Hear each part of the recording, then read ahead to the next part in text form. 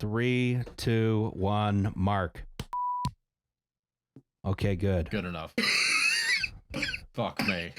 Jeez. Oh, November. I'm good. The damp Don't has gotten worry to you. about Last words. Yeah. The rising damp has made it to your lungs. My final words will be, it'll probably go away on its own. It's fine. I don't mean to be a bother.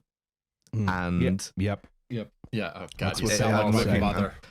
I'm looking like I'm going to be on course for that, I think. So this podcast has a massive international following, and some of you might not be familiar with Britain.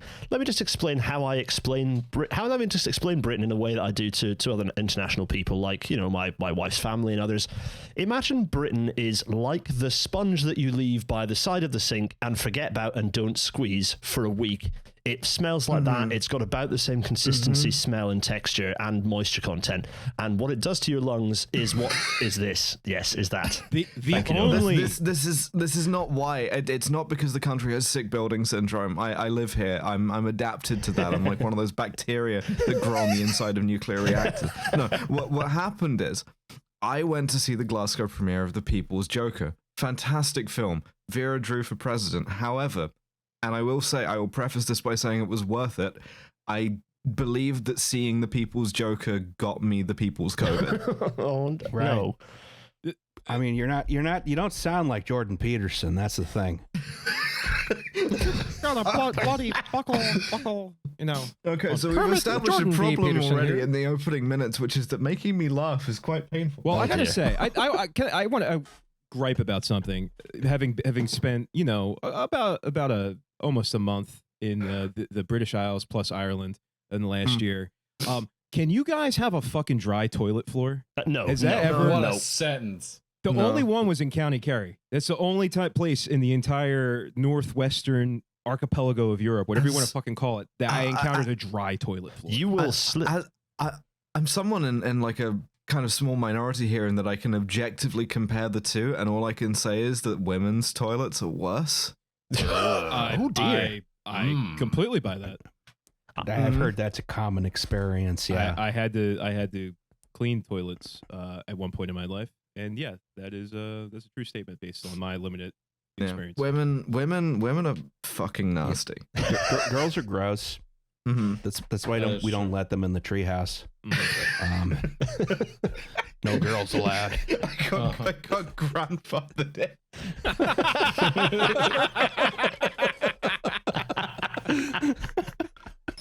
Congratulations. We're going to give you a merit badge.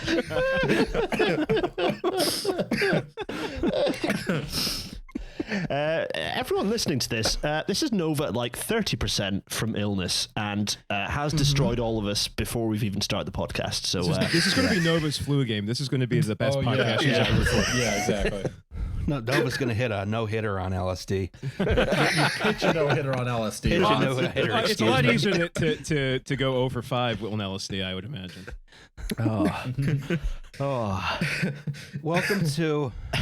Welcome to 10,000 Problems podcast. Yeah. Fuck you, This right, Sir Ricky podcast. Sanchez. Ross, Oh my get- God! Shut up, me, seat Spike. cleaner.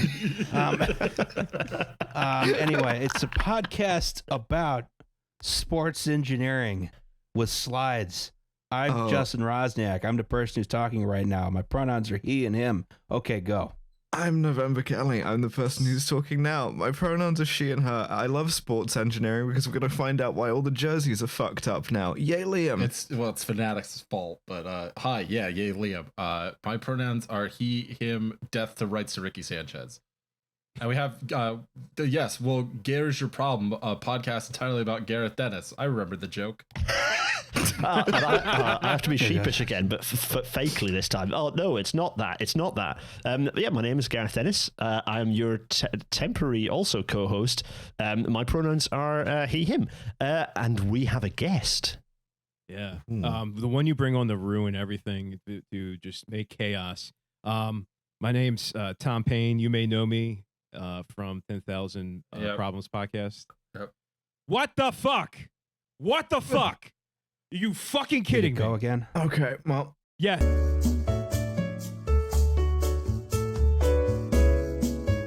All right. Hello, I'm fucking Tom Payne saying this for the third goddamn time. My pronouns are he, him, and we're here to talk about the case of Hassan Reddick, maybe the first retroactive Heisman. Yeah, we're all wearing Hassan Reddick jerseys. Mm-hmm. That's true. I don't I don't know why you gave me this. It took a lot of foresight to like mail this to me. Well, it was what the shame was the dead drop I made in Glasgow. It must have been intercepted by Neds, and I still can't believe you were in Glasgow and I fucked up arranging to do anything.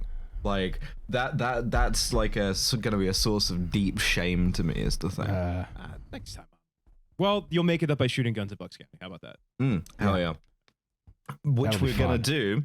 Yes. In the course of the, well, there's your problem, Northeast Corridor. We probably can't say Northeast Corridor. Tour. They don't have that fucking trademark, do they? Northeast Corridor. Yeah, no. Trademark it now. Trademark it now. Which we are going to promote some more. May 1st, we're going to be in Somerville, Massachusetts. May 2nd, we're going to... Go ahead. Okay, May 2nd, we're going to be in New York City, New York. May 3rd, we're going to be in Washington, D.C. May 4th, we're going to be in God's own country, Philadelphia, Pennsylvania. And possibly some other dates, because Somerville is sold out and New York is close to selling out. By the time this goes up, Somerville or Boston will be, the second show will be on sale. We could say that. Tickets hopefully available. Yep. My physical appearance at all of these is contingent on me surviving whatever the hell kind of COVID this is, and on the United States Customs and Immigration Service. However, I hope to. I'll be very excited if I do. We got some things planned. Not least me going out to Bucks County to shoot bottles and cans off a fence. Did the fucking Zencast? Yes. I'm gonna redacted your fucking offices and all your friends. Keep going. If the audio recording of the man in front of you, I don't know what else we can do. Drops out, pick up the recording and keep going. I've got the lounge music play, the WTYP lounge music playing in my head right now. That's the current situation. We'll be right back. Yeah. So I guess we just rely on the local for now, and I'll attempt to investigate what the hell is going on at the end of this recording.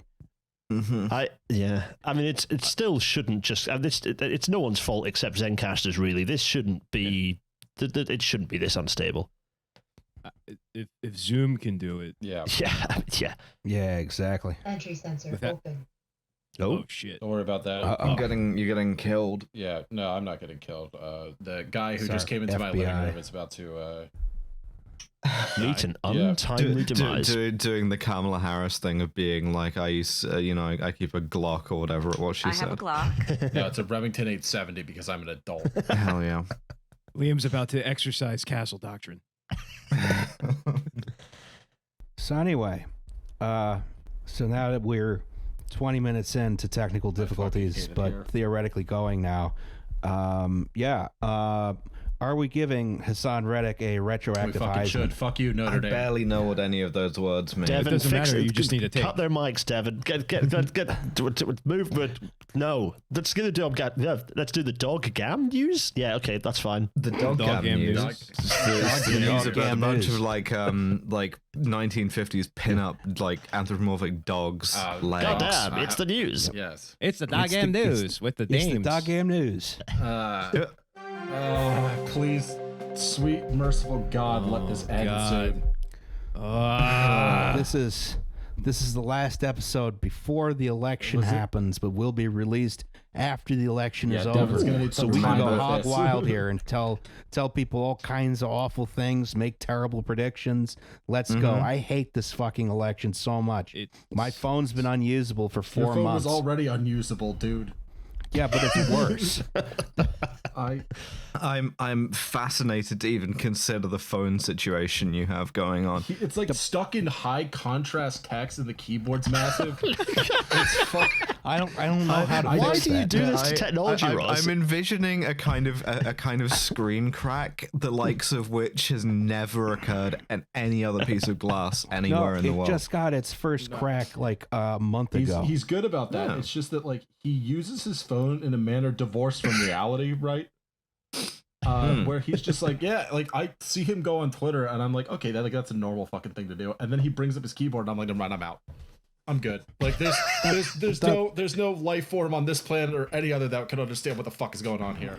This cannot be my homeboy.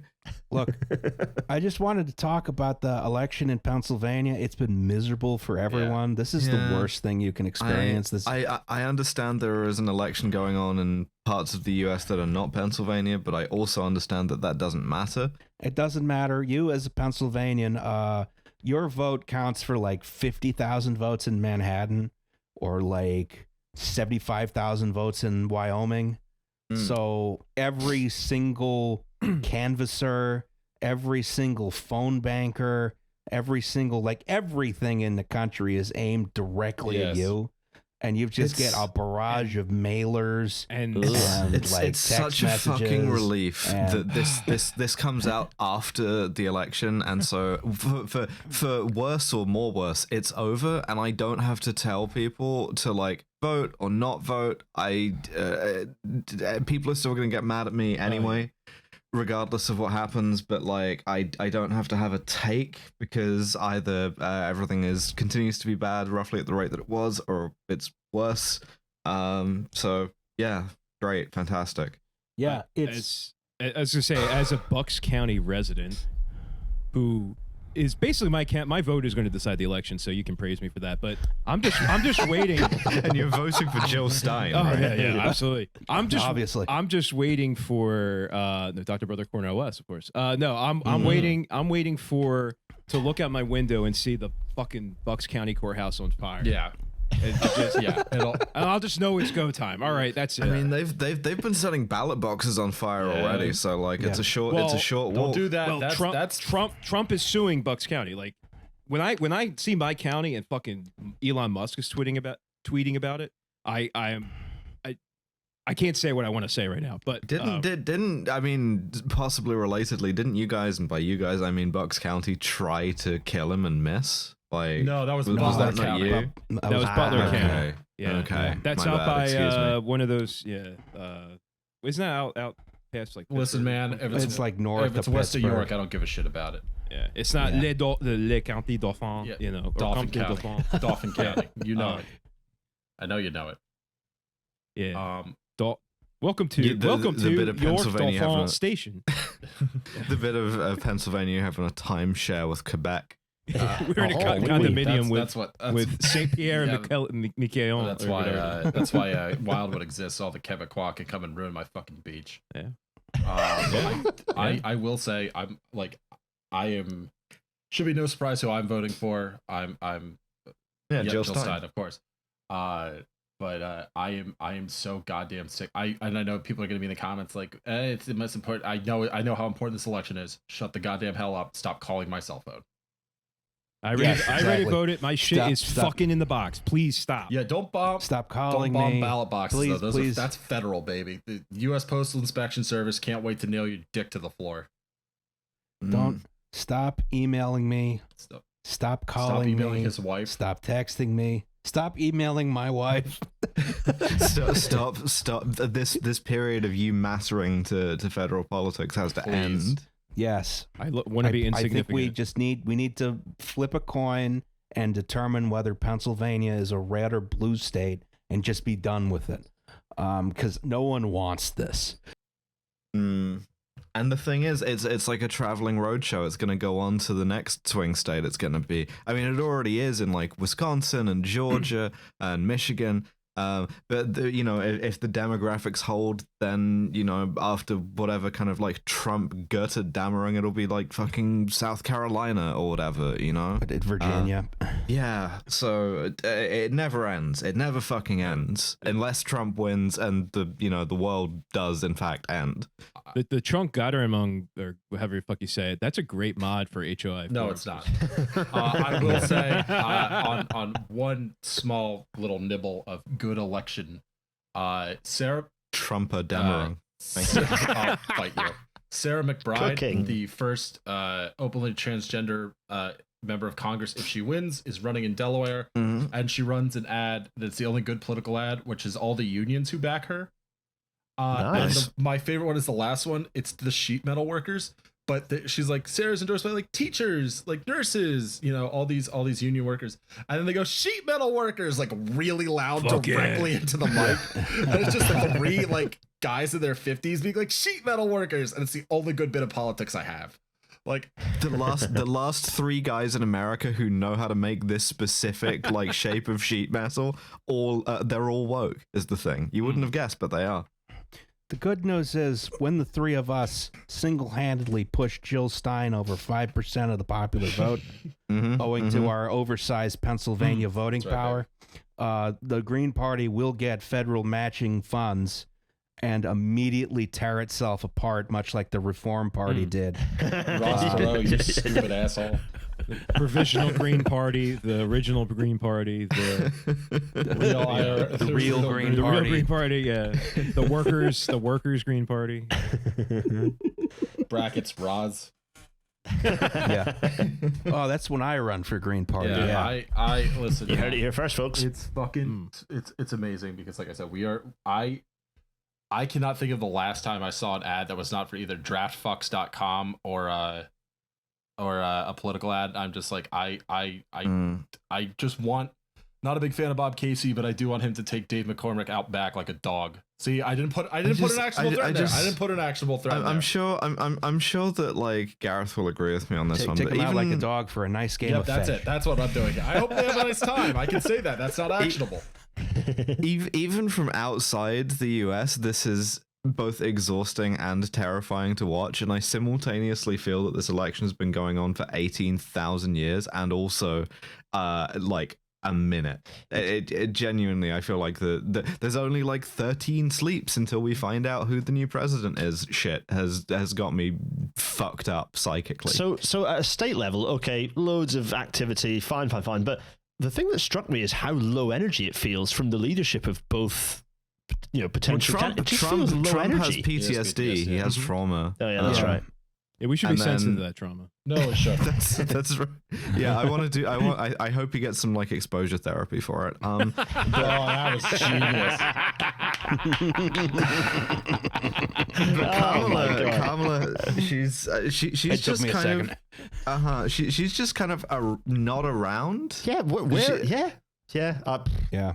It's just baffling. And Tim Walz is doing Twitch streaming, which I mean, I don't recommend that shit for anyone. Gamer, e-girl, Tim Walz went.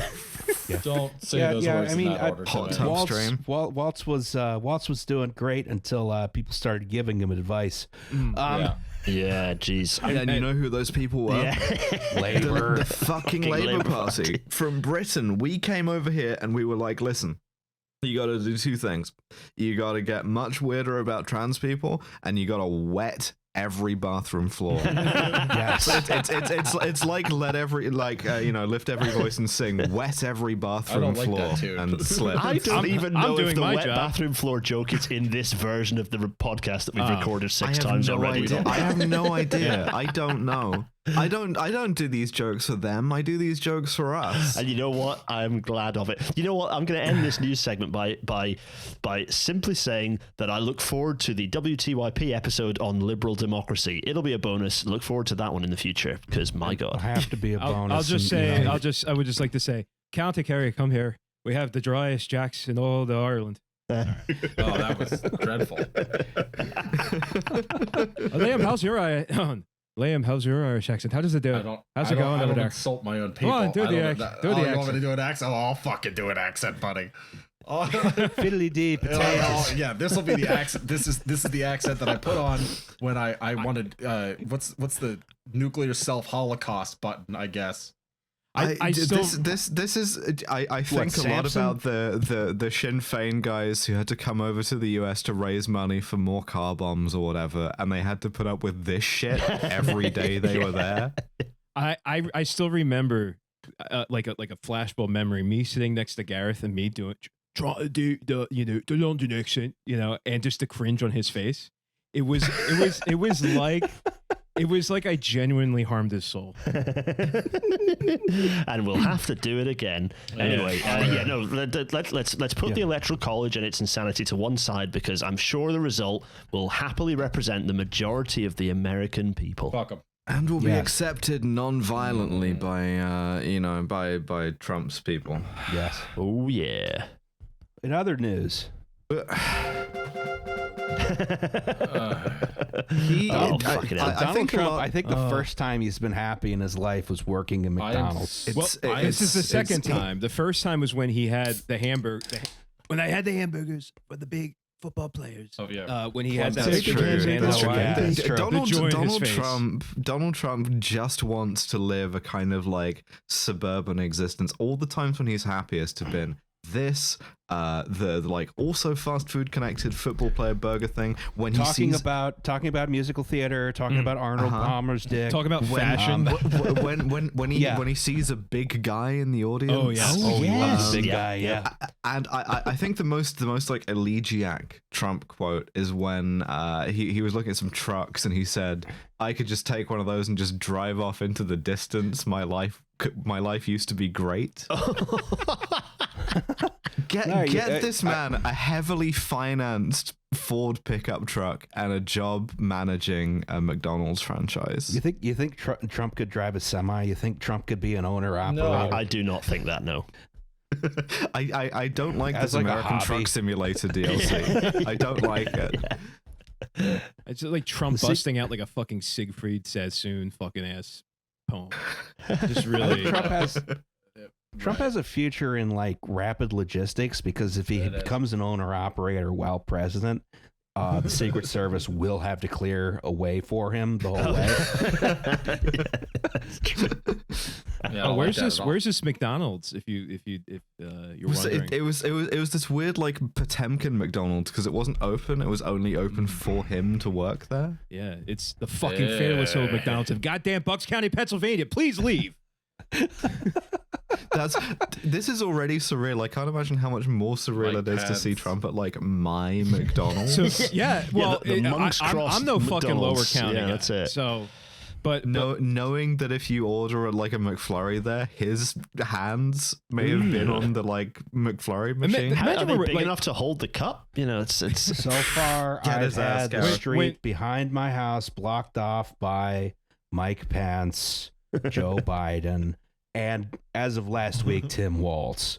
So as I just imagine, the lower part of Bucks County being settled by William Penn, and he's really trying to find his green country town and in a state to escape away from the madness and have religious freedom. And 350 fucking years later, you got a guy like, look at these hamburgers, they're so good. It's like I didn't know they made them back here.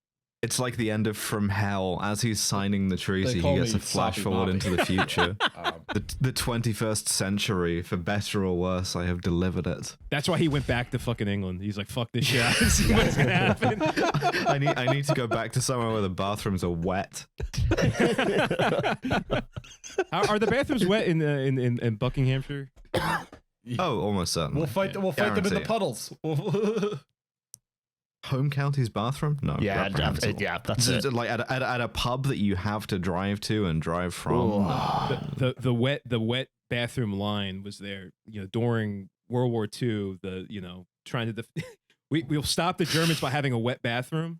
They will not be able to advance any further than this line. This is no. Let's be quiet. Just your German guy being like, I must clean this bathroom before we advance any further because it is disgusting, and if you leave it, it is going to get mold. Oh, see, I was thinking the opposite. I was thinking the only other nationality. I cannot see the poop when I make. Talking about what? The only other nationality that is up for a wet floor would be the Germans. Surely, they're into that kind of mucky shit.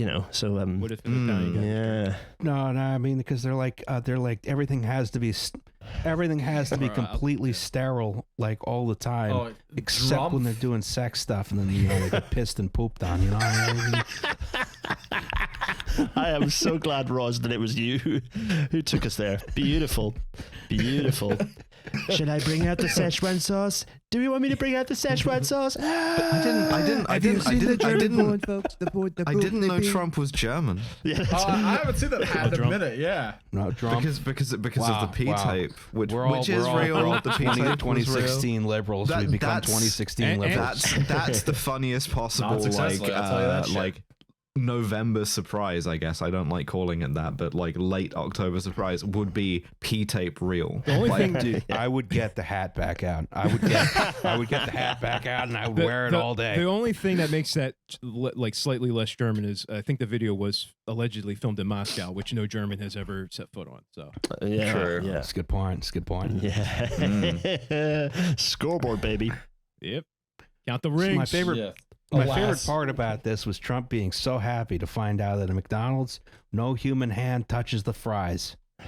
Oh, that's right. Yeah, he has this gift for the poetic. Yeah. You know, in anything he does. He's like, were he not the awful human being that he was, he could have been our like civilization's Homer, you know? I was about to say, I'm no hand touches the fries is like wine dark sea. You know? And it's, within it evokes a whole way of not just seeing the world, but a whole method of being, you know? Yes. Oh, for a muse of fries.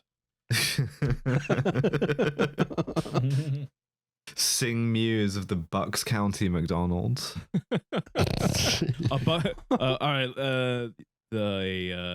A McDonald's for a stage. Trump's to act. Depends on what And the ship presidents is at, behold the swelling scene. Then should the warlike Trump, he like himself, assume the port of Mars, and at his heels.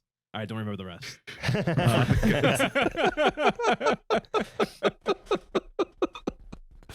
Yeah, so this guy's president now, maybe. Like 50-50 chance. Yeah, 50-50 chance. Yeah, I don't know.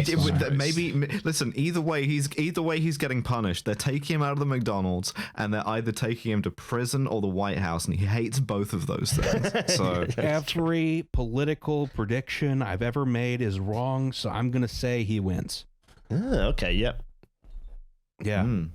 I'm holding you to this. Like, Devin, please put up either like confetti, that the sound drop of all the kids cheering, like crying, laughing emotes if Justin is right, or like various whomps and like buzzers and so on if Justin is wrong.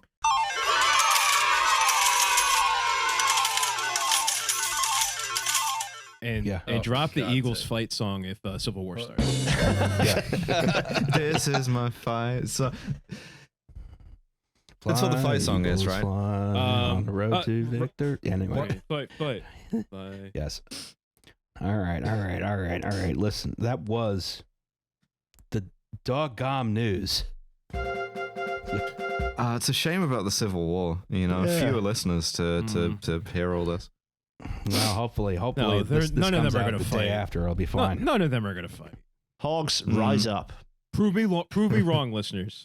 I think it would be cool if I sort of hauled off and got killed in the Second American Civil War. Like one of these weird guys who went to fight in the first one. I just end up face down in a ditch in Kansas or whatever. You could be like Giuseppe Garibaldi and Kamala Harris. Please, I will fight in the American army, but you have to make me the army chief of staff. I'm gonna look into getting Polish citizenship. The August Willich thing of being like, I'm gonna raise a regiment of communists, and then I also will be a communist, and I'm gonna fight for a bunch of the slightly less worse American libs, and then I'm gonna be like, you guys should look into this communism thing at some point, and they go, yeah, sure. I do look forward to if Kamala Harris wins, the absolute dunks we're gonna get from the resist lib wine moms. Listen, I will allow myself a brunch. I will be brunching with them. You have a couple brunches. Yeah, that's a good idea. Bottomless mimosas. Oh, we're not allowed to have that in Philly except in very specific circumstances because the PLC fucking ruined everything. Technically, if I have mimosas, they're not bottomless, but Is this a sex thing or? Yeah, it was a sex good. Okay. Everyone's a fucking top at this goddamn brunch. Yeah, well, that's what I was. Yeah, quite. Yeah, that's right. I'm just confused because I've spent all day watching my wife dom Lord Hendy. So Anyway, oh wait, it's the fuzz. They're after us. That was a perfectly timed. Sorry, that was brilliant. All right, how is boat formed? Yeah, sorry. There's pictures on screen, and wait a minute, on the left, there's Liberty ships. We're looking for the audio listeners. The USS we built this yesterday. Yeah. Hell fucking yeah. The USS John W. Brown, the USS John E. Brown, the USS John A. Brown. Like, it's just in a row. Yeah, the USS Aaron A. Aronson, and then it goes all the way through. These ships famous for their build quality, I believe. Oh no, that's foreshadowing. We fixed it. We fixed it. We'll we get fixed to it. that in a second. The fucking SS Richard Montgomery is still down there. It's still down there. Future episode. Yeah. Future episode, and then slightly later in the future, much longer episode. Yes, and we're looking at two aerial photographs, right? Black and white aerial photographs. They look 40s-y. Yeah, Tom, you wrote these slides. You're gonna have to lead us here. I did. So, how is boat formed? Is the question. How is Bodie formed? Are we sitting crisscross applesauce, everybody? I'm all snuggled up. Yeah, let's do this. How shipyard get Pragonert? Yeah, that's some. The Zoomers will not be getting that one. So it's riveting stuff. Yeah. Yeah, we're gonna get there. Yeah, we're gonna talk about rivets. Right. Whoa! We have a The COVID variants in my brain are funny. They are. Yeah, you got the chuckle strain. So how is boat formed? Boat is formed at shipyard, and we have two shipyards here, that will be relevant to the subject of this episode. Because we just fucking faked you out. It's not about Hassan Reddick, you fucking losers. Yeah, I was about to say. No, it is. It is. For God's sake. Well, he comes into play. You know what? Someone find the connection between these two ships, and we're gonna be talking about the SS Fort Mercer and the SS Pendleton, two ships and two boats. Two ships. Alike in dignity. Alike in make as well. Yes. Wait a minute. If we're talking about two ships, then we usually only talk about one event. Does that mean the two ships become one? Oh, okay, right. I don't like where this is heading. Yeah. No, the two ships actually become three ships. Yeah, that actually does happen. Okay. Yeah, Oh dear. Now there's two of them. Star Wars prequel reference. Yeah. Yeah. So boats reproduce asexually. That's only kind of true. If some of the rivet gun guys are fucking each other, then you know. I'm gonna give you a hot rivet. All right. Keep it together, goddammit. Jesus Christ, yeah, it's already like an hour. And we're on slide 4. So on the left is Swan Island Shipyard in Portland, Oregon. So that's where the Pendleton was born. And on the right is Chester County. At the Sun Shipbuilding and Dry Dock Company. Hey, we talked about that shipyard before on the episode we did on what was the first one you had me on? Yeah, El Faro. El Faro. Yeah, El Faro was built there too, but later on. Yeah, so we see the I don't know if those are actually the ships, but that's where they were born. And what kind of boat were they? Next slide. A Type T2 SE A1 tanker. Yes. Of course, the Type T2 SE A1 tanker. We have talked about them on this podcast before. Rolls off the top. And Halfway? And yeah, so Gareth, you were spot on. 1940s kind of reminds you of Liberty ships because they were built at the same time. Ah, okay. Yeah. Like similar hull patterns and stuff, or yeah, so they were like designed to be like rapidly produced. You know, if you played Hearts of Iron 2, the good one, that's like your serial production, right? You're trying to make a lot of them quick. Yeah, blast from the past. Yeah. So designed to transport oil and oil accessories rapidly across the ocean. Yes. Because hey, Germany ain't gonna bomb itself. Yeah, you need a lot of stuff, you know. So yeah, it's like it's the idea is we're just making this shit quick, and it's not supposed to be a particularly amazing vessel. USS we built this yesterday. Yeah, combination wartime economy and jobs program because we love FDR. Thanks, FDR. Yeah, you ruined everything, man. If fucking shouldn't have changed as vice president. But yeah, so built at the same time as Liberty ships had some of the same problems. Okay. Oh. So they were built out of ass metal. And yes. Oh yes, ass metal. And ass what, metal. Yeah, and what ass metal does, Rise, click the first animation. Yeah. Okay. Yeah. Yeah. So that's the Schenectady. Famously, asses have cracks. Yes. Yeah. Someone took this thing to a chiropractor. Yeah. Como se dice? Schenectady. Yes. Listen, sunshine, I gotta get to Schenectady. If I don't get to Schenectady in the next 15 minutes, my heart's literally going to explode. I gotta get to the Wawas up there. I loved that fucking movie when I was a kid. Yo, but Crank. What's that called? Crank, we ain't gonna make it on time. Yeah, Crank. Yeah. Yo, Cranks, we got to drive faster. We gotta get us up there. Delirious said Cranks, we can't stop to fucking steal the car batteries. We gotta go. Oh no. Think of all the lives wasted, all the catalytic converters left unstolen. Yeah. I like how Jason Statham's guy in this Crank guy in this instance, he's you know, I can't do the voice. He's got the thrill of stealing the catalytic converter. Instead of fucking the woman in the like street. a popsicle, yes. Yeah. Raising my heart rate by stealing the catalytic converter. I like how we're making Novitu voices while I am lightheaded. No, but you're ill, and we are working you harder than ever before. It's crikey. And then this other one, Cracks. If you click on it, I put their names on there. This is another great name. Hold on, let me see. I don't know if the animations translated to PowerPoint. God damn it. I saw it move. Great software we use. You mean the annotation? Oh, the annotations. Yeah. Excuse me. Oh my god. Click to pull up image. Oh, right. Go to the next one. Yeah. Oh, now the arrow's on the wrong spot. No. You can still kind of see That's where right. Ross, press E. All right. Yeah.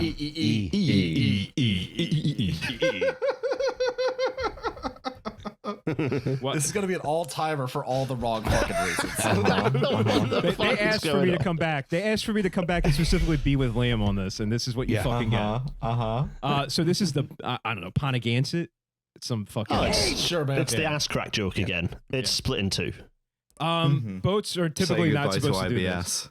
Yeah, generally they don't just split in half at the dock. Yeah, they only do it when they're very distressed. And Roz, ooh, big stretch. And Roz, you know more about this, but apparently it's something to do with metal fatigue. Yes.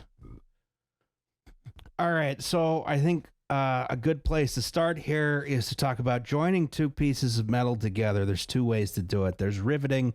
Well, there's three ways. There's actually several ways to do it.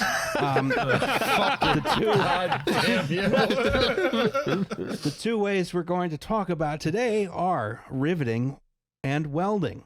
What a riveting topic. Well, we made that joke already. Fuck you, Tom. Fuck yeah. So, older steel ships. It's a very welding topic. Yes. Older ships. I'm going to steal myself for this what one. it is. Okay. Ooh. Older steel ships were built from overlapping metal plates which were riveted together, right? You see this here, right? Yeah. In between World War I and World War II, this began to change. Welding was the new thing, right? Welds aren't necessarily inherently the superior form of joining two metal plates together. You know, even today, you'll have steel bridges that are largely held together with bolts instead of welds. Why do you do the change, right? And a big part of it is that riveting is very labor intensive. You need four guys to install a rivet, right? You have the warmer, the catcher, the holder, and the basher. Yeah, so much for reproducing asexually. Jesus. Yeah, tag yourself, I'm the basher. So, okay, what you want to do is picture a Looney Tunes cartoon where, you know, there's like, you know, in the construction site, right? Exactly. Just keep going. The warmer heats the rivet in a furnace. He gets out a big set of clamps and he throws the red hot rivet to the catcher, That sounds like it fucking sucks. Yeah, you can see like old newsreel footage of this. I've seen it in the like old footage of the like Clyde shipyards, and it is crazy the number of rivets that are just being flying around red hot at head height. Yeah, I mean, let's be honest. You guys thought MLB was losing ratings before. Well, now what we're gonna do is introduce extreme baseball. Aaron Judge, good luck to you. Trying to wrestle the red hot rivet out of the catcher's hand. People often talk about old timey times and the fact that health and safety gone mad, and then everything. Men were harder back then, but. If you ended up with one of those hot rivets, you misjudge it and one of those hit you in the head. It didn't hit you in the head. It hit the floor, and your head was merely a brief obstacle that has now a hole in it. So, that's a shame. No, not good. Also, a little thing to talk about. So people often, when ships got hit icebergs like the Titanic, riveted ships, it wasn't so much that the metal tore, but that actually you end up with these metal plates buckling and the rivets popping and water kind of seeping through the gaps between plates. Just a little factoid there. Look back at the 20-hour Titanic episode. We will talk a bit about different failure modes for these different things in a moment. Ooh. So the thrower throws the red hot rivet to the catcher. The catcher hands it off to the holder. The holder puts the rivet in the hole, and he holds it there with another special tool. Then on the other side of the steel plate, the basher hammers the other end of the rivet from the other side, creating, a seal on both sides, right? That sounds unbelievably fucking miserable. Now imagine you have to do this like tens of thousands of times or hundreds of thousands of times. I couldn't do this once. I'd be not bricked up. I would have been hit with a brick. I would have been hard as fuck. No. The rivet goes in the hole. Sometimes you can get away with skipping the catcher if the furnace was close by, but not often because the furnace is heavy and hard to reposition. Yeah, this shit sucks and it takes forever. On the other hand, a riveted panel looks cool as hell, and they fail much more noisily, which is very evocative for your movie or whatever. Between the wars, we developed this new process for joining metal parts, which is welding. Welding can be done by one guy with an arc welder. You just position the pieces next to each other and melt them together, right? It's fast, it's easy.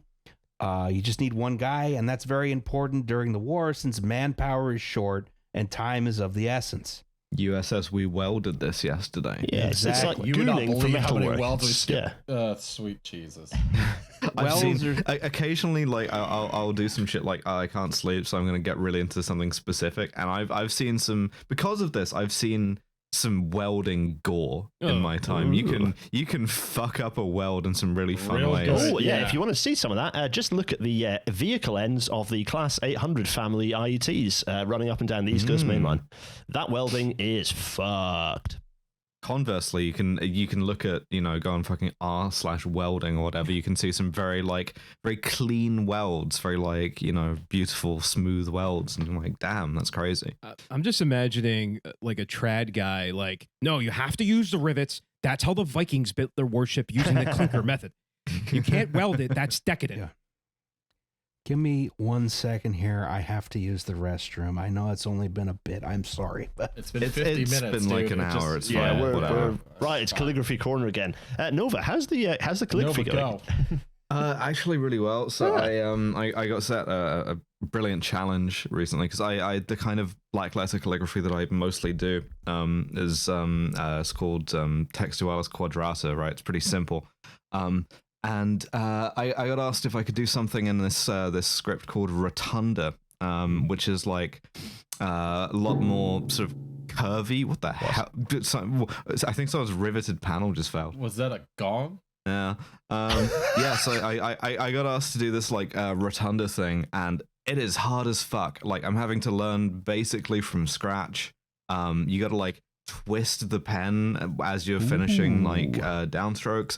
It looks great, but mine doesn't. Mine looks like absolute shit because I'm still learning it, but it's been a really interesting thing to change up all the ways of doing this. And that's one of I don't know, a bunch of different kind of black letter scripts to do. So if I master this, fucking inshallah.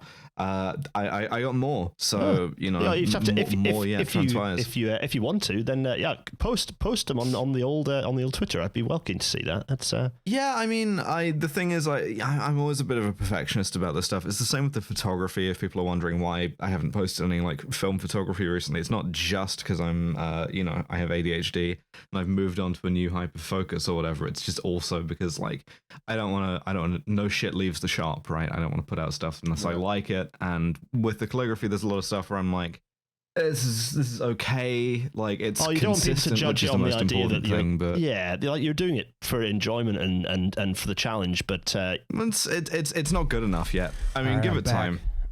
There you go. The Hogs love calligraphy corner. So there we go. No, I'm here. Oh yeah, I thought Tom, you'd been replaced by ominous piano music, which is I do have a piano in the room. I could start hitting it ominously. Don't do that. Oh, poor Devin. Welds are strong. They make the whole damn ship one big piece of metal. Metal flexes, so in terms of expansion and contraction, that's fine, right? Or is it? What if it does that on a cycle a bunch of times? Well, you'll see right here, this is a cross-section of a butt weld. So much for reproducing asexually. Yeah. A butt weld is when you put two pieces of metal next to each other and you weld them together, right?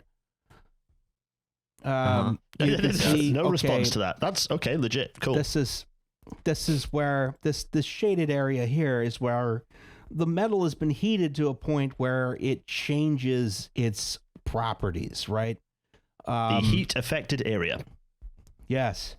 And this can be good or it can be bad. And especially if you don't know what you're doing, it's bad.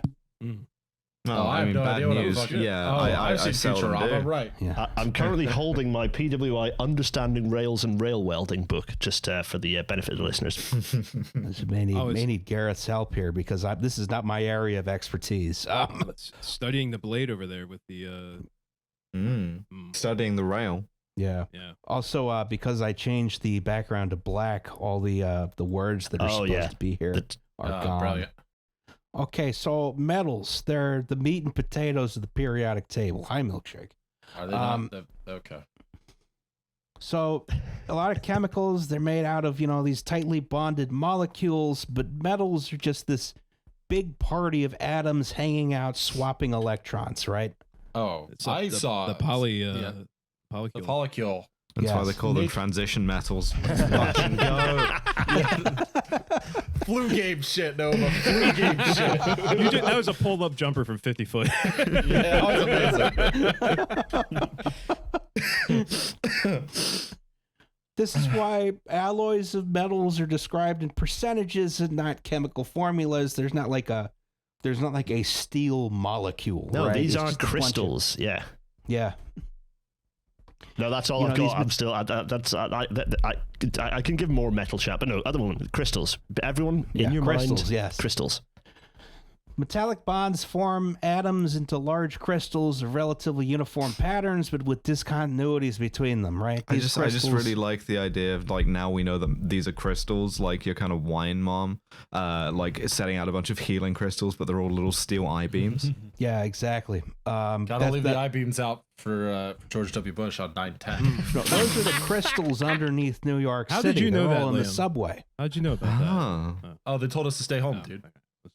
You guys gotta get the secret Jewish cabal cell phones.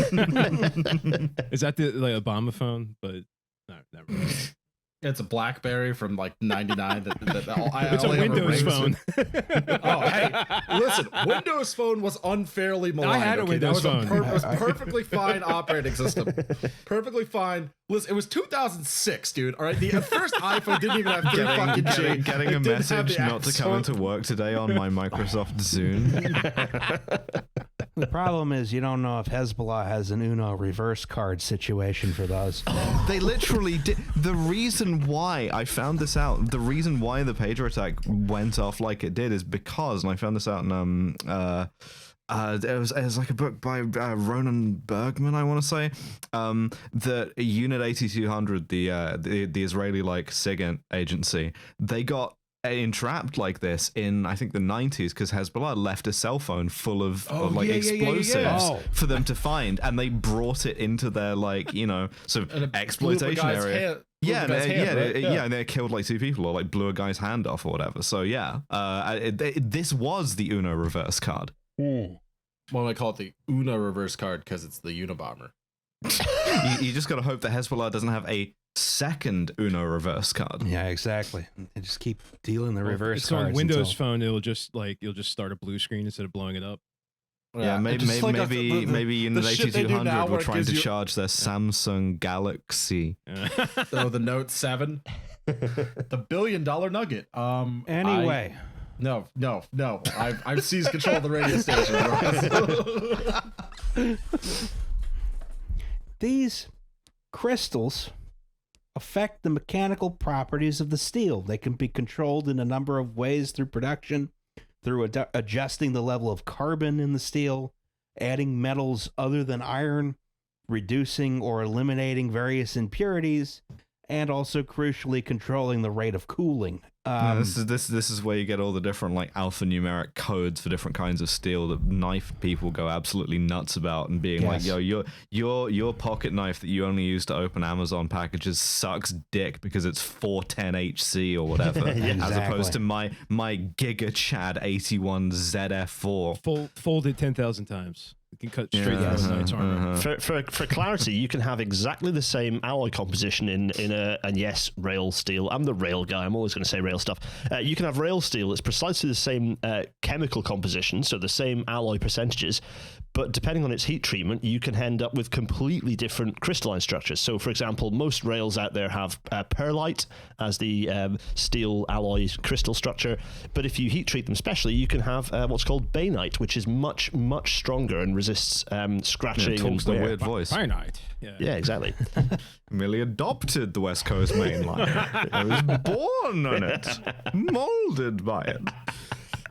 It's probably molded by a rolling machine, though, actually.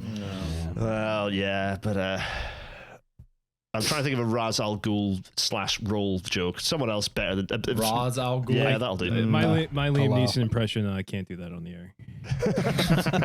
Wait, you did the other one earlier. Right, it's not the accent. No, you did.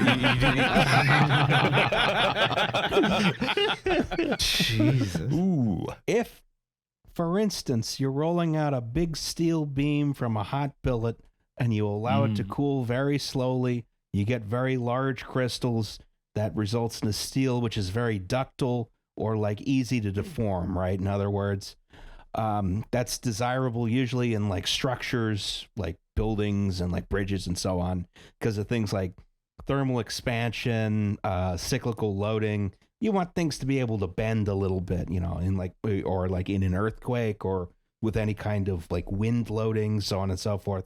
It's better to have something that bends.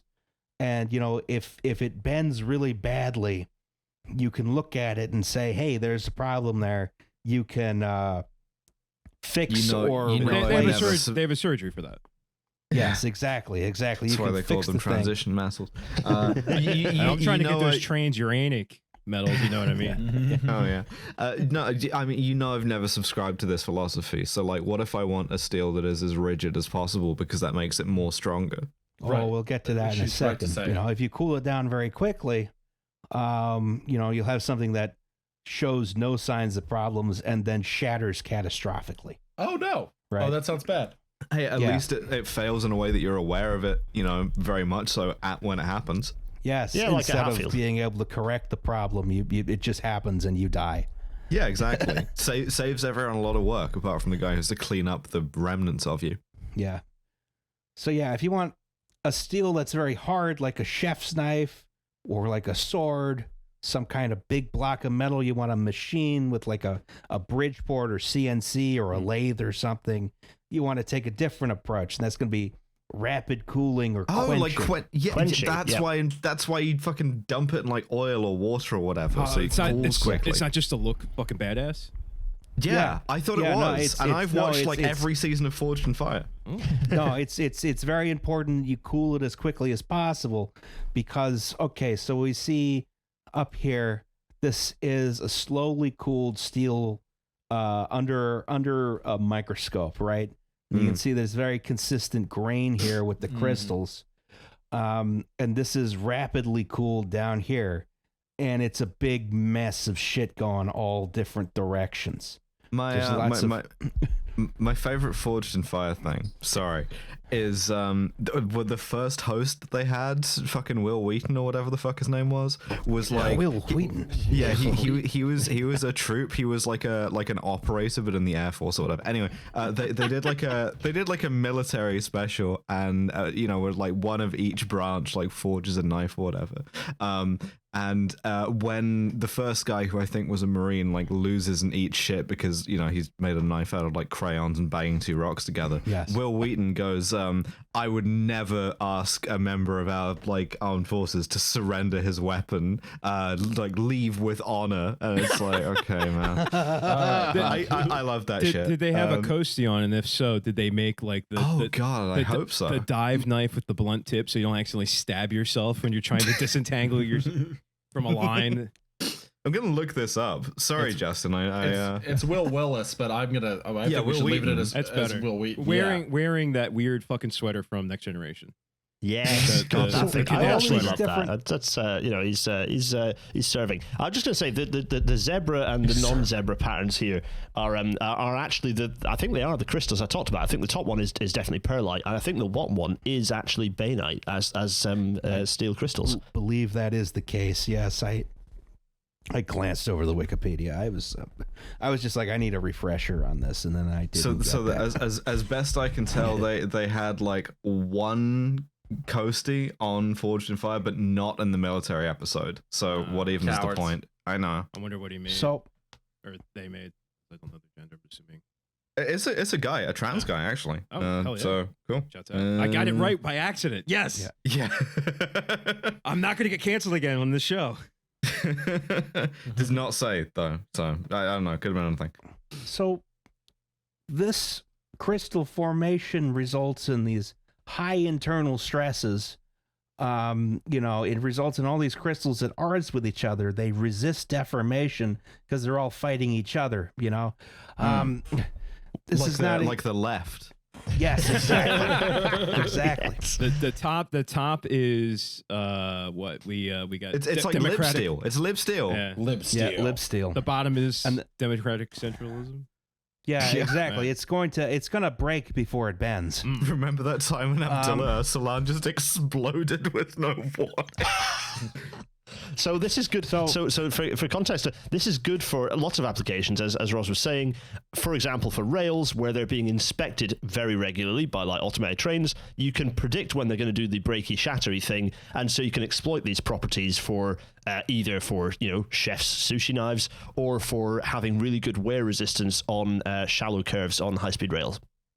Yes. See, they are of my philosophy. They make it more rigid. Yes. And this process can be reversed through something called annealing, right? So let's say you take your chef's knife that you spent, $90 on, right? And you accidentally leave it in the oven somehow. You heat it up and you let it cool down slowly. Congrats, you have a useless hunk of metal that's going to be defeated by 3 small onions. you have unheat treated your knife. Yeah, exactly. Yep. You used to be able to fix NVIDIA graphics cards by baking them. Yeah, the temperatures involved aren't hugely. Yeah, they're not massive. We're talking, a few hundred degrees Celsius. Not like, we're not talking like crazy furnace temperatures here. Yeah. So the metal reverts to these large crystals that it naturally wants to form. The knife is, not going to hold an edge anymore. So don't do that. You can bend an edge over on a tomato or whatever. Yeah. That in turn can be reversed through cold working, right? If you're bending or folding or otherwise loading this ductile steel over time, it develops small discontinuities in the crystals. We know this is stress hardening. Sometimes that's desirable, sometimes it isn't.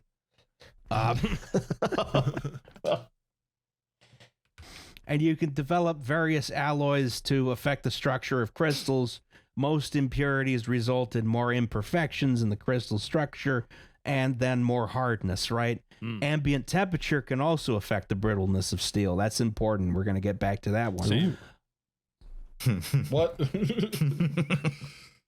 I just want to point out I will have to mute myself in a second because I am on the 3rd floor of my house where I live, and my wife is it is my job as the man to get the food, so I will have to get the food, bring it to my wife, and then come back to record the thing that pays the rent. Yes. Modern love. Beautiful. What I love my wife, and she is the littlest baby. But yes, continue. So anyway, that's my imperfect understanding of metallurgy. But we have to talk about it in a wartime era. Oh dear. You've got all of this, but a bunch of racism tacked onto it for some reason. And less knowledge. They were calling these different types of crystalline structures by like different slurs. Yeah, these are. You'd just be like, hey, why is this steel like? Yeah, exactly. Grandma, we don't use that anymore. Come on now. Put the nutcracker down. Or the blacksmith hammer in this case. So big steel mills, they're spitting out as much steel as possible.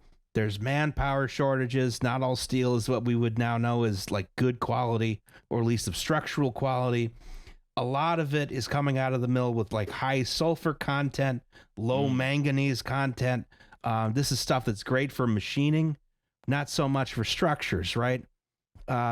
These components like sulfur disrupt the crystalline structure, meaning the steel becomes harder but also more brittle. Sorry, I was gonna say fun fact: Nazi Germany, they ran out of manganese. Oh dear. Yeah. All right, that's gone poorly. It's not good for your steel. No one's paying a lot of attention to this when they're building Liberty ships and associated ships because they're not really designed for long-term use. And also sort of the knowledge of what alloys need to be used for this application isn't there yet, and welding's a very new technique at this point. At least Americans, you're so funny. You're just like, yeah, I reckon we'll win the war in 6 months, and who cares anyway? Yeah, it's built 5,000 of these. And this steel worked fine in riveted ships, so why wouldn't it work in welded ships? Sure. So, combine everything we just learned. Older ships were riveted. Those rivets, while hot themselves, did not significantly heat the metal around them when two plates were joined. Now the ships are being welded. That requires melting the very metal they were made of, but also introducing new metal into the joint. The result here is, you've got continuous crystal discontinuities at each joint. The properties of the metal changed, and it caused some weak points, right? You have a ship hull that is one piece of metal, but it's one really fucky piece of metal with a lot of weird areas in it. No. Yes. I'm going to put my Ben Shapiro hat on. Is it possible that maybe that, in fact, hypothetically, the problem was that the rivets were being done by women who, in a traditional Judeo-Christian context, would not be allowed? I'm not even going to continue that one because they would not be allowed. Man, the ships were actually made of weldings. I immediately go to Kermit, which then just takes me to thinking of Jordan Peterson singing "It's Not Easy Being Green." It's not easy being green. Jordan B. Peterson here. But then also Miss Piggy smacking Jordan Peterson in Jordan Peterson in the face. Jordanson, that fucking Norwegian guy. Oh god, yeah. It's the fucking oh Jesus, Kurt Vonnegut book. Well, anyway, Miss Piggy can smack them all in the mouth. Like that. Yeah, she's waking him up from the fucking, benzo coma. Yep.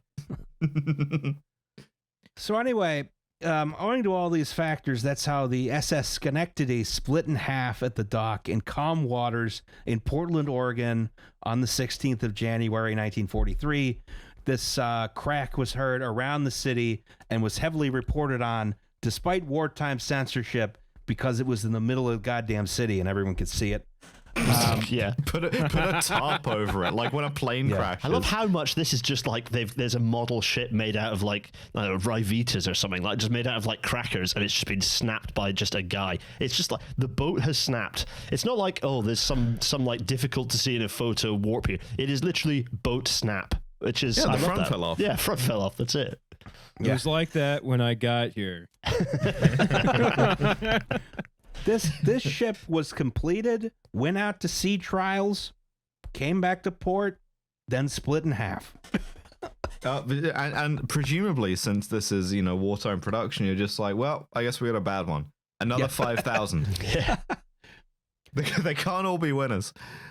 So the cause of the fracture was not known. They blamed it on faulty welds for several years until a woman. Ooh, a woman. A woman outside of the house? Yeah. Named Constance Tipper. Oh, wow. Did a study on Liberty ships in the 1950s. Me trying to give a fake name to a waitress. Ron Mexico and Constance Tipper. So Constance Tipper had a very long and productive career in which no one took her seriously on account of being a woman. Same. Good thing I'm a comedian. She was once invited as a featured speaker at the Royal Society because they only saw her initials and didn't realize she was a woman. No one named CT could ever possibly be a woman. Yeah. They let her give the speech and then wouldn't let her come to the dinner afterwards. Fucking hell. Jesus. What is going on over there? Yeah. Nothing good, I'll say that. That's like the Romans. Like, one of my favorite historical facts is that the Etruscans were relatively egalitarian, and the Romans are like, "Why, I say these women are at dinners reclining with the men. They must all be whores." Like that's. So they just had to stereotype that Etruscan women are all whores because they dared dine with men. You ever seen Etruscan statuary? It looks fucking weird as hell. Like evil looking statues. Don't know why. There's also a great vase of a guy fucking a goat too. Civilization and its discontent. Fun fact: Dude, they had great art back in the day. They did. They That's really the knew how Celtic to make influence shit. right there. Yeah. See, that's the traditional art that we're trying to bring back as part of the traditional architecture movement. The goats being fucked. Put them on the doorways. Okay, that's how you know whose house to pass over. Okay. Yeah, Etruscan statues. Look at the way they do the faces. Right, it's like fuck. They look like elves or something. Well, they Devin, all you're look gonna like have to they've put got this like up. yeah. Fun fact: Brad Lidge, the pitcher who got the last out when the Phillies last won the World Series in 2008, is now an Etruscologist, and no one in Italy knows who he. No one in Italy knows who he is. One Italian baseball fan being like, yo. Oh, Jesus, poker deal. You gotta get this guy over here. He threw the ball very hard. Well, I understand the Italian Baseball League is dominant in the Italian Baseball Championships, which I can't recall the name of. Or the European, not Italian. I said Italian twice. I didn't mean to say that. Giuseppe Garibaldi be like, I really love the idea of this guy in his PhD thesis or whatever being like, in many ways, the Etruscan culture was also balling out of control. Anyway, Constance Tipper essentially invented modern metallurgy, especially with respect to crystal structures and things like that. Something about women and crystals. Women know about the crystals. She knows about the crystals. I can't fault that. Women, they say she knows all about the crystals. They won't tell you this anymore. Oh, my Trump's not really coming out today, man. A lot of times, especially before the war, the co-authors on her papers took a lot of the credit or got a lot of the credit. Tale as old as time. Yeah. She determined the cause of these cracks was not the bad welds as suspected. The welds were actually perfectly fine. It was the metal itself. The metal was just bad, and that meant, okay, it would tend to snap around the discontinuities, which are the welds, right? But you couldn't weld it better to make it better. The weld would just do that. Essentially, when the temperature dropped below a certain point, this steel turned into effectively cast iron. Ooh. Oh, great. Ass metal. Yeah. Yes. Another interesting thing is these sort of cracks that were forming around the welds were also happening on riveted ships. But because in rivets, you have holes. I'm drawing some holes here. Oh yeah. If a little crack started to form, it just went to the next hole and then stopped. Yes. As opposed to a welded ship where the crack just immediately, went the whole way through. Interesting tidbit, both on ships and, bizarrely, aircraft. If you have a fatigue crack, one of the ways to stop the growth of the fatigue crack, and this may exist in aircraft, well, it certainly exists in older aircraft flying around 20 years ago. It probably exists in Boeing aircraft today. You can drill a hole at where the tip of the crack is, and that will slow down stop the crack growth, at least for a bit. It does mean that there's a hole in your ship and or aircraft, but that is one of the ways that you stop fatigue crack growth. Saves weight. Yeah, exactly. Saves weight. Add speed. It works on bridges too. Yes. It works on pretty much everything. Stress concentrations are weird. They are. Yeah. How do we make this stronger? Remove material. So Constance Tipper went on to develop a test for temperature, to find out the temperature where metal turns from ductile to brittle.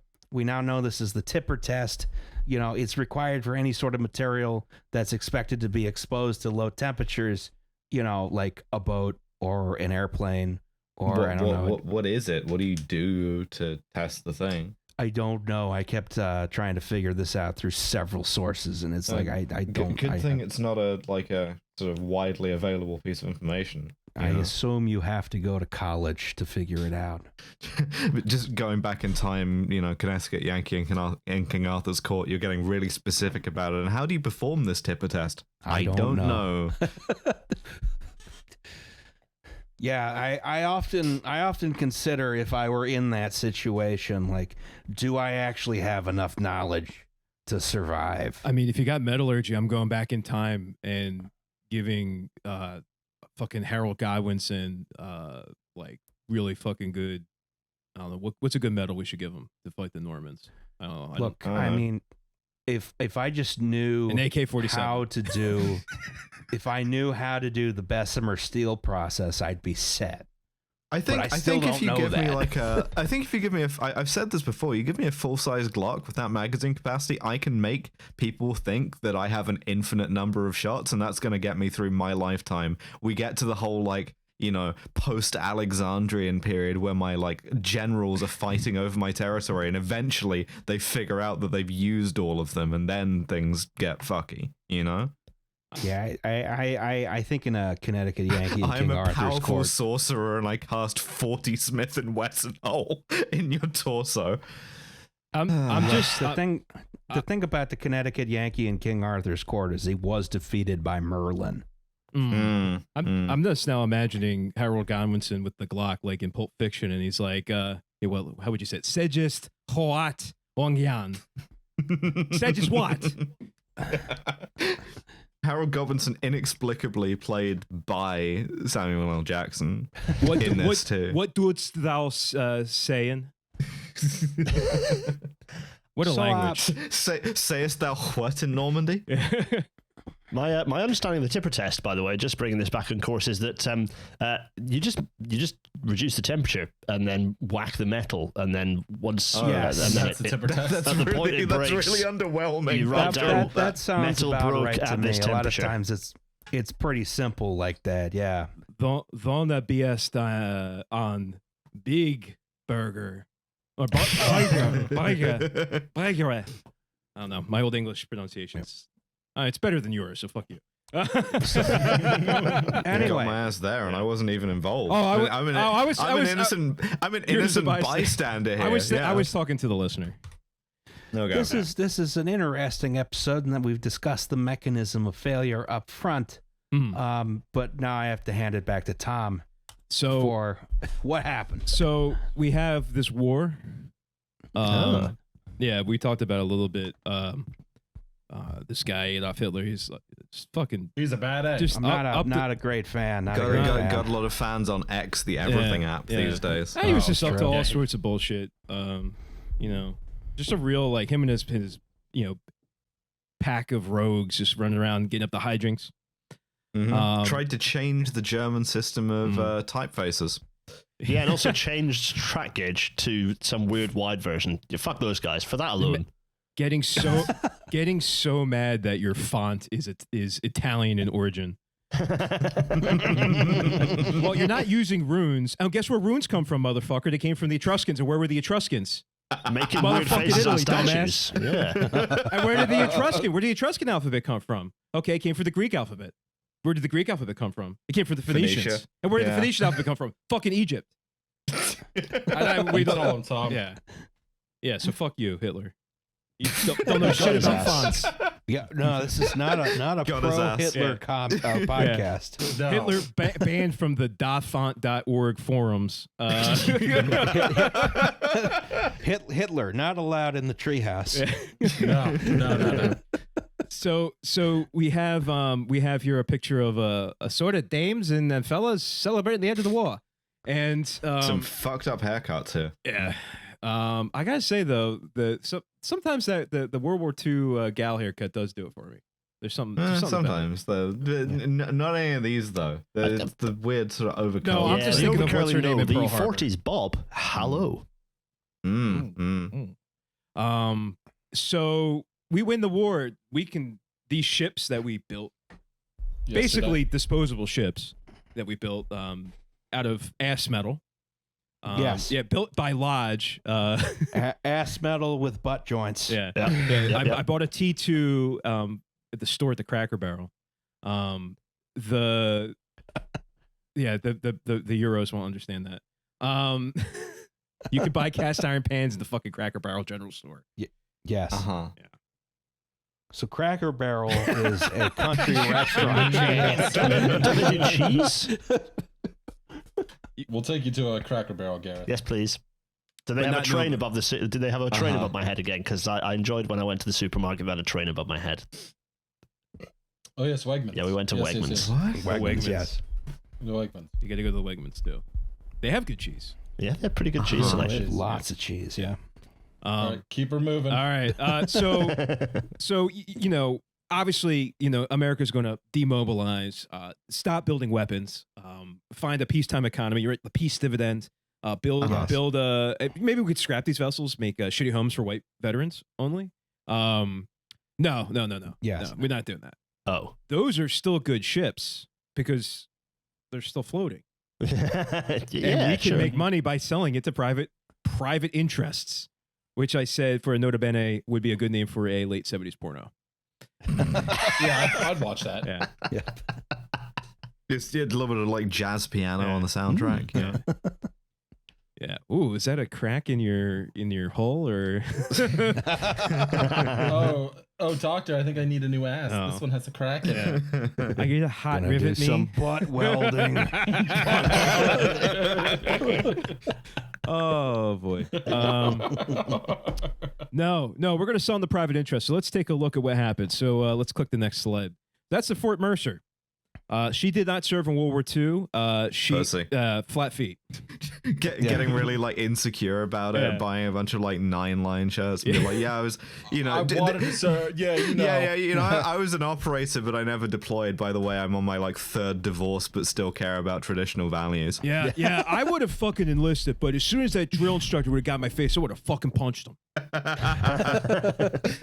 You and every other dude from that's where I didn't graduate. The School of Hard Knocks is where I'm from. All right. Fucking University of Real Life. Yeah. I too went to Father Judge. Yeah. Yes. I dropped out Father Judge 2nd year. It was too hard. Fuck you. So she was completed about a war after the month. Wow. A month after the war's end. Nailing it. And then, she was sold to the Trinidad Corporation, which is a part of the Barber Asphalt family. Yeah. So there are a lot of weird trumpets on the rear part of this vessel. What? Oh. Well, we do have the diagram in a couple of slides. Yeah. Okay. Yeah. See, back in the day, you used to be able to get all types of shit from your barber. Now it's just skin fades. I imagine that these are. Oh, Jesus Christ. I enjoyed that. I'm sorry I stepped on that joke. It's all good. I imagine Barber Asphalt is like the new version of being tarred and feathered. Yeah. Barber Asphalt, I hardly knew her.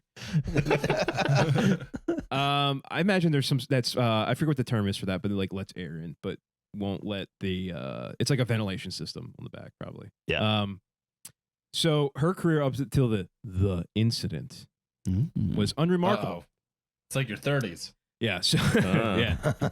So we're gonna leave the Fort Mercer now. Imagine the Fort Mercer as you will. She is steaming north from Norco, Louisiana, laden with oil. Well, yeah, with oil, with a destination of Portland, Maine. So we're gonna leave her there. Let's go to the next slide. All right. The Pendleton was surprisingly hard to find. Almost identical ship. Like, Yes. It's almost as if they're the same class of ship. Yeah. Yeah. Almost. Yeah. So, Sick paint job on this one though. yeah. So, that will come out. That's important to know. Yeah, we have the fucking we have the murdered out Pendleton. Yeah. Oh, yeah. Yeah. Fake tags on the back. The Coast Guard pulling her over because you have an illegally tint. Again, it's got the Teletubby ass ventilation petal thing going on. And they seem to be in like all random directions. Yeah, maybe it's just aesthetic choice. Yeah. You're gonna get some airflow in or out of that, I guess. Yeah. So she served in World War II. We know of at least one Atlantic convoy that she was part of, but did not have a spotless career. There was a few incidents. Foreshadowing. Yeah. So in 1947, while still in government service, there was cracks noticed. Not a big large crack, but a crack was noticed, and then they installed these crack arresters. And this is common with this model tanker, and also with the Liberty ships. So they would, with this ass steel, basically failing in parts, they would then take a strip of stronger, high quality steel and like band it on the inside. They were called crack arresters. Did they drill a hole? Because drilling the hole would be a good idea. I'm actually not too sure. Yeah, a bit like a doubler plate in aviation. Just straight through, and it's leaking, and you're like, listen, could be a lot worse if you don't. That's why you have a bilge pump. Yeah, exactly. These things always, every boat leaks. They're all full of piss water at the bottom. Like English bathrooms. Exactly. Yeah, exactly. It's just a large Why do you think English we ruled bathroom. the waves? I thought those ships were made out of oak. Oceans are now bathrooms. They already were. Yes. Key for enjoyment, not for employment, man. Now I'm trying to see here if the Pendletons were riveted. Joke I remember. A genie comes to like two guys who are fishing in a boat in the middle of a lake, and the guy wishes, I wish this whole lake was beer, with his last wish, and the other guy turns to him and says, you stupid asshole, now we have to piss in the boat.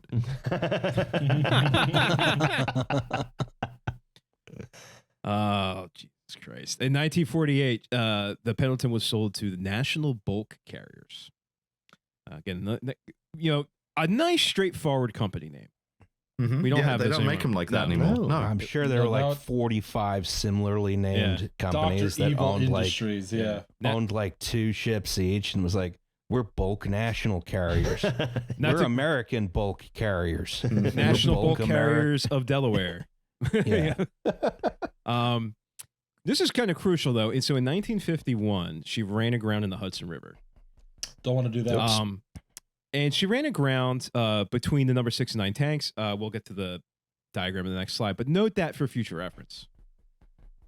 And she sat. Noted. She sat for a day with the weight on that section until she was refloated. That is by the way, my favorite genre of dumb boater accident is running aground, especially like at high tide. Yeah. Like then you're just fucked until like the next neap tide comes along, or king tide or spring tide, something that comes along that actually will let you float. But yeah, no, so she was up for about a day. And I have a question for everybody. Is a ship designed to float on water with typically with a relatively balanced distribution of load along the hull? Or perhaps are ships designed to sit partially aground with stress unevenly distributed on the hull? Yeah, kind of like a seesaw. I was going to say a seal. They haul out, they have a rest, they give birth to their young. Yeah. So it turns out it's probably not a good idea for the latter.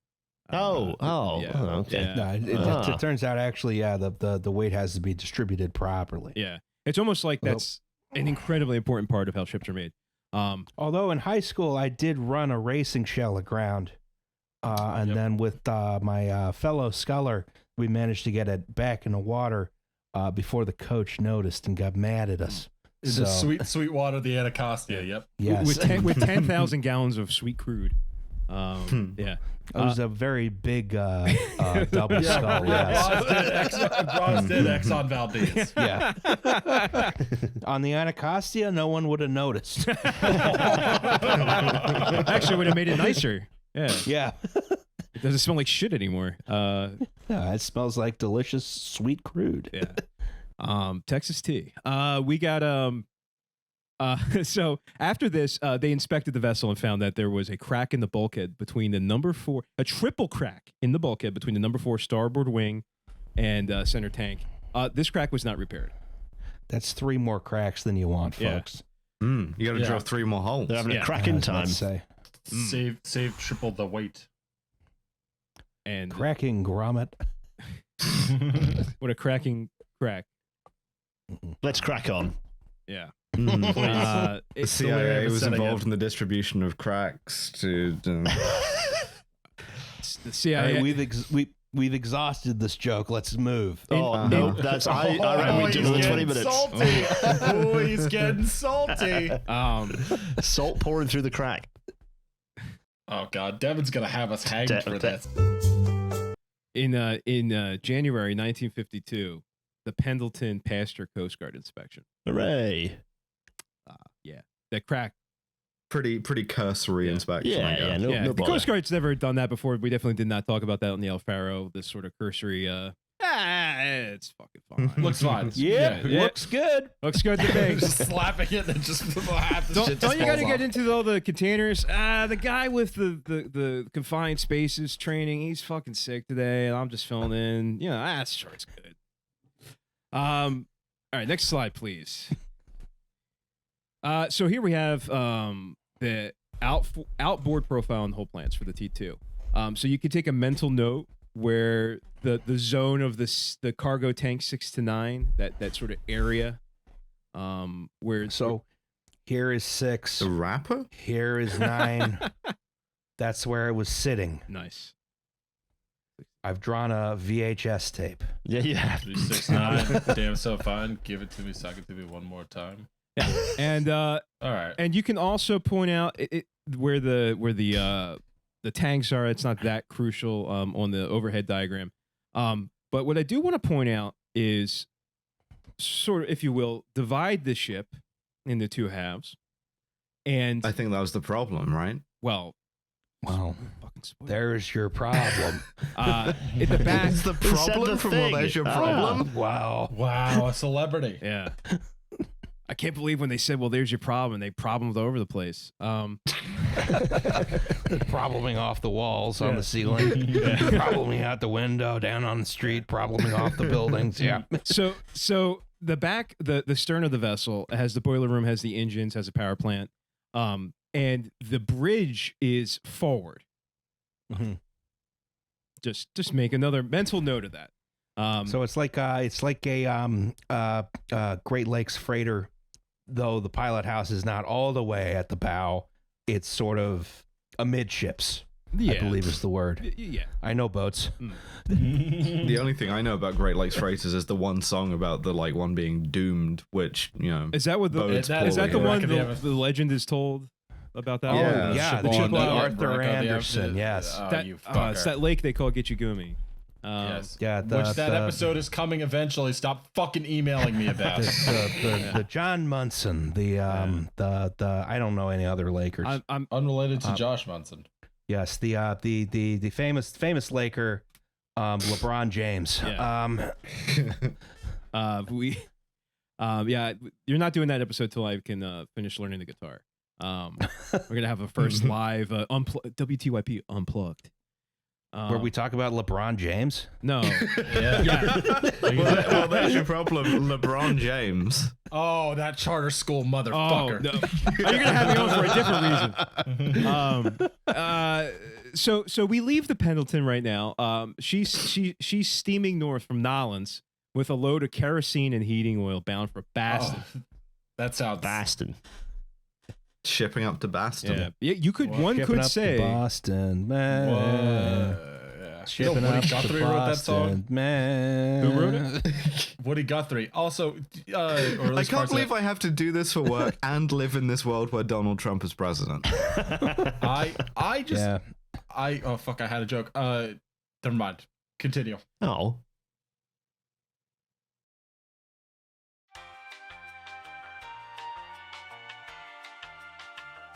Hi, it's Justin. So this is a commercial for the podcast that you're already listening to. People are annoyed by these, so let me get to the point. We have this thing called Patreon, right? The deal is you give us $2 a month, and we give you an extra episode once a month. Sometimes it's a little inconsistent, but it's $2. You get what you pay for. It also gets you our full back catalog of bonus episodes, so you can learn about exciting topics like guns, pickup trucks, or pickup trucks with guns on them. The money we raise through Patreon goes to making sure that the only ad you hear on this podcast is this one. Anyway, that's something to consider if you have $2 to spare each month. Join at patreon.com/WTYP pod. Do it if you want. Or don't. It's your decision, and we respect that. Back to the show.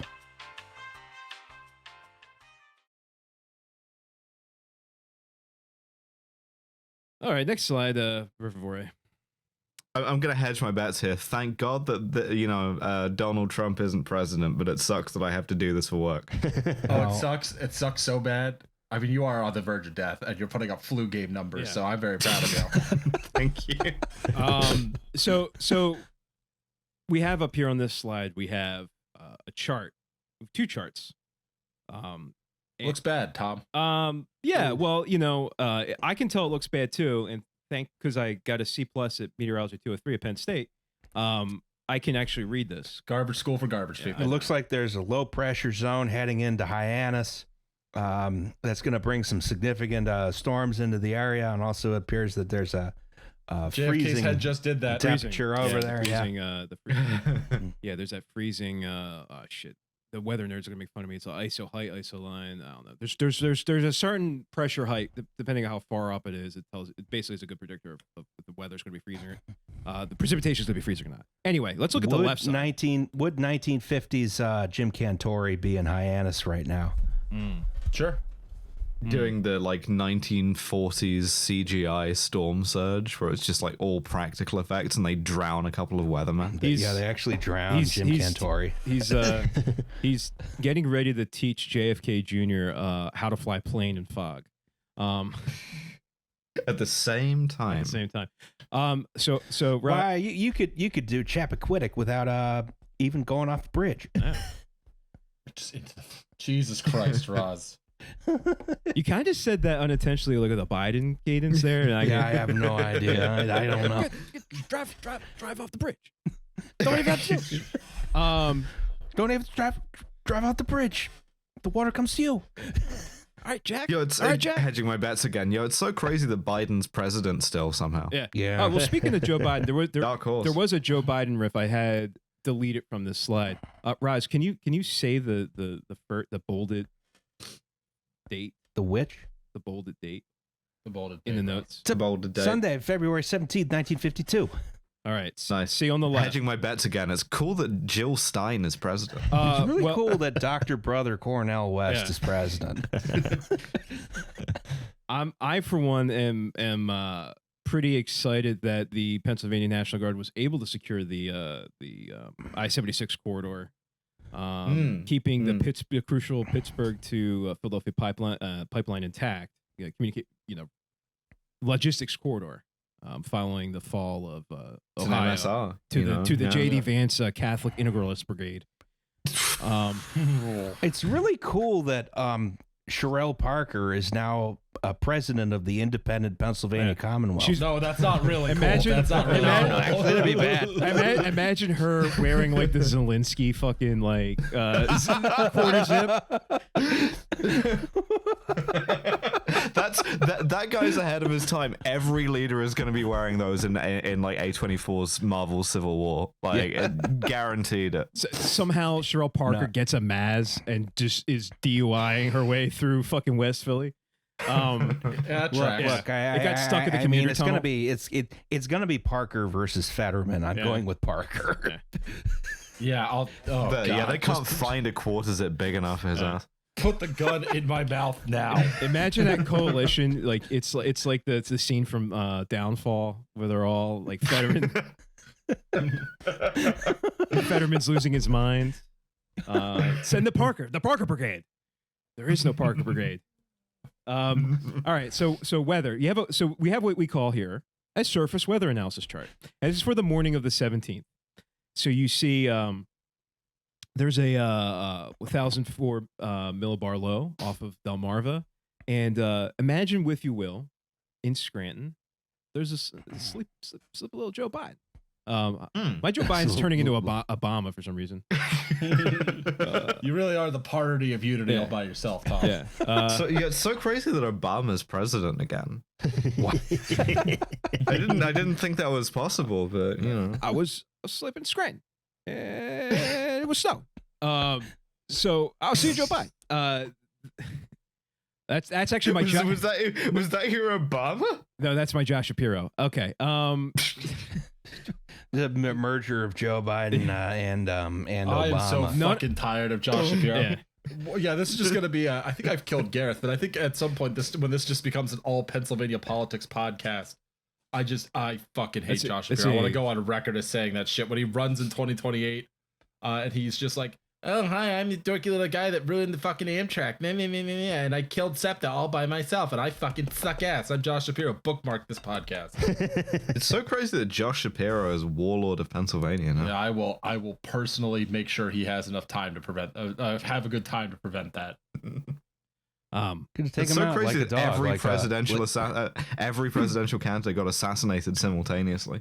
Yeah, well, it's really crazy that Liam's president right now. Well, I hate to tell you, I'm president again. No, not you, Bill. I'll come back. Back to the hole you go. That's it. Yeah, it's crazy that Jimmy Carter's president again. You can't have I can't do that one. Get it off. Brackets inaudible. Next one deleted. Yeah. She said Jimmy Carter and you went to Nixon. Yeah, because I can't do a Carter. Yeah. I can't. Neither can he at this point. Yeah. Oh, Lyndon Johnson comes back from the grave. Yeah, buddy. All right, this is I can do a Johnson. It's just to me. That's me slapping Jumbo on the desk. All right. Is he masturbating? Yeah. What is he doing? I mean, yeah. So weather. Yeah. LBJ masturbating by slamming his dick against the Resolute desk. Bring doing two for a check. Who's to say? Hold on a second. I'm gonna get some cum out the son of a bitch now. Bring in the fucking British ambassador. I want him to see this. Get a fucking kick out of this.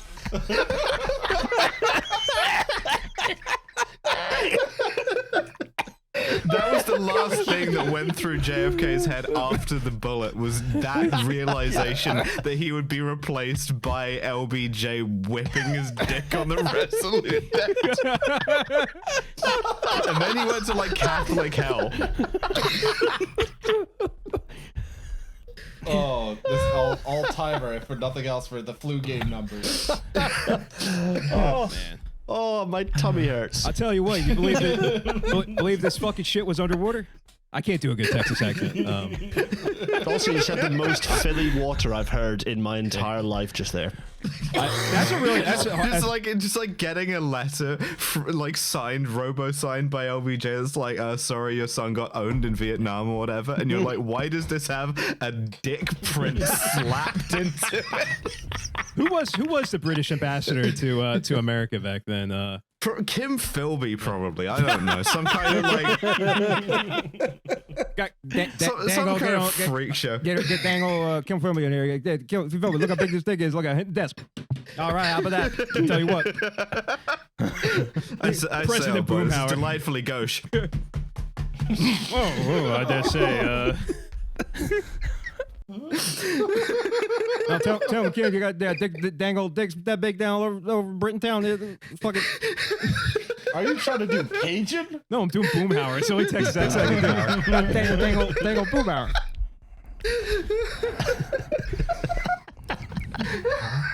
Dangle dick goes slap. And then it goes right on the rest of the slap. Come, got get dangle pregnant, man. Dangle. Dangle this 3 months. Call me 3 months later. Dangle will bring it to me. Anyway, Dangle, we're gonna take a Hanoi. Dangle, slap.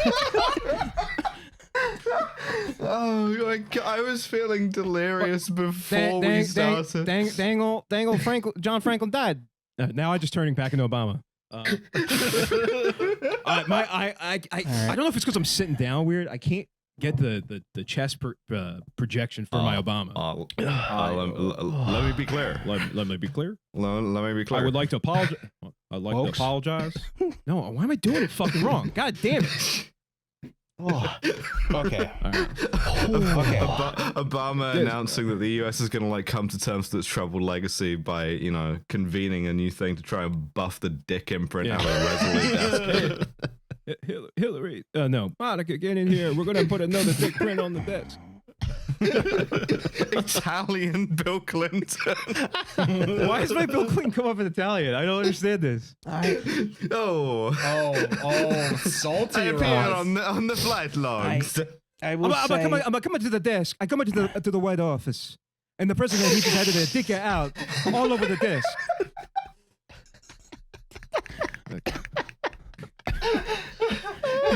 So sorry, Raz. Let's talk about the weather. You asked me to be on this fucking podcast. All right. Yeah, actually, you did. This is entirely your fault.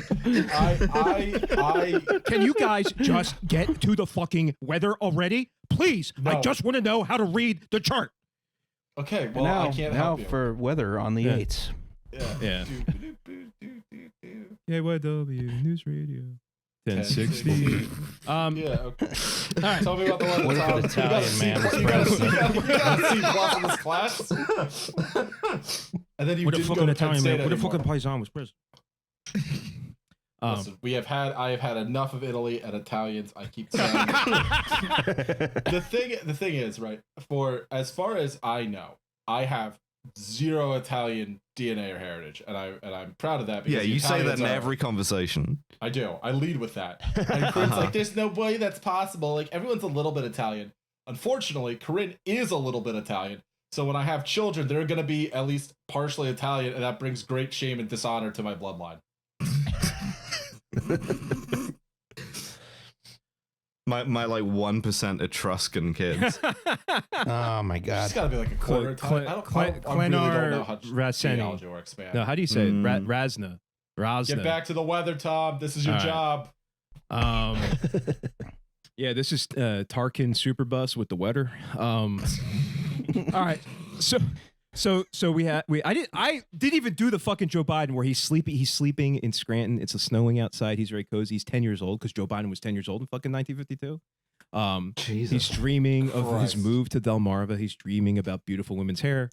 He's gonna get a Red Ryder carbide action BB gun with the scope and thing that tells time. Yeah. I fucking hate that movie. And so this low pressure system's formed off Cape Hatteras, and it's moving up. So the Pendleton's moving up the eastern seaboard. The Pendleton is experiencing the weather the entire way. So they have like a real shit ride of it. The weather keeps getting worse on the 17th as the 17th wears on. They reach the outskirts of Bass and Habit, and they can't find Boston Light. So what do you do when you have bad weather on a boat before GPS was invented? You're going to just be like, fuck it, I'm going to stay out at sea and wait till this whole thing blows over. Well, yes. I think if I'm outside Boston Harbor, I just start shouting slurs until somebody yells back. I agree with you. The Loran Sea radar, the operator is just a fucking guy from Southie yelling slurs. Yeah, it's just my dad not yelling slurs. It's just about the Cuban Revolution. On the news today, the boys have developed a new type of guy from Boston who could say slurs with accuracy up to 1/2 arc minute. It's just Daredevil, I think. And that's how Mark Wahlberg was invented. So they laid a course out to keep her off of Cape Cod, facing into the wind and weather, sort of lying to standard procedure. It still is. It's the best thing you can do when you can't find a safe harbor. And Cape Cod is not a particularly it's somewhat treacherous. Right? The East Coast of the United States has a lot of shallow water. It's a gently sloping shallow, so it sneaks up on you. But at further north, once you get north of Long Island, right, there's a lot of like little, because of the glaciers and all that kind of stuff. There's lots of little like rocky seamounts and stuff like that. So it's not a like a smooth. If you're someone from Philly, it's not like a Jersey Shore perfectly smooth coastline. You can blame the Laurentian ice sheet for that. So at this, and I do, yeah. Fuck you, Greenland. During this time, also the Fort Mercer was steaming north. Now she's a little further south, but she's experiencing the same weather. Big strong ship, weather storms before. She's still making way for Portland, but again by Sunday evening the weather's getting pretty bad, and she starts lying to in the wind. Just trying to ride it out. And it's nothing that, I mean, these ships are designed to go across the ocean. They're designed for this weather. They're not, metallurgy aside, right? Yeah. On paper, they're not like ships that suck. They're not. Well, they've been built across the Atlantic, right? And the Atlantic is famously, how can we put this? Not a walk in the park. Right. It's not a walk in the park. Yeah. I'm not trying to do some Pacific Ocean where it's nice and peaceful. I'm trying to do the Atlantic. That's where remember when the oceans were hard? Yeah. Exactly. Like, Atlantic actually comes from the Latin for "you will get your ass beat" here, as opposed to Pacific, which is like Latin for like chill. Yeah. The Pacific is very calm until it isn't. The Atlantic wants to kill you all the time. Yeah, the Pacific and Latin, man. Pacific is just like, dude, we're gonna keef out, we're gonna chill, we're just gonna relax, and the Atlantic is, I don't know, do meth. So she's trying to write out the worst of it, but things start to get worse. Roz, say the date. Monday, February 18th, 1952. So you can see on the right, this is the that was a good Yeah, date. I enjoyed that a lot. Yeah, thank you. I'm now looking at your John Maddening where you're drawing the pressure line like it's a movement line, or the ISO height. That's okay. Oh, is that wrong? I don't know. No, you wait, hold on. Because I'm looking at the real tiny version. Oh no, that is the movement of the low. You're right. So that's the movement of the low off the coast. And we have what's now basically a really. This is a classic nor'easter. It's a really strong nor'easter. It's a 977 millibar low. There's getting Portland. I think it still stands as like the fourth most snow they ever got.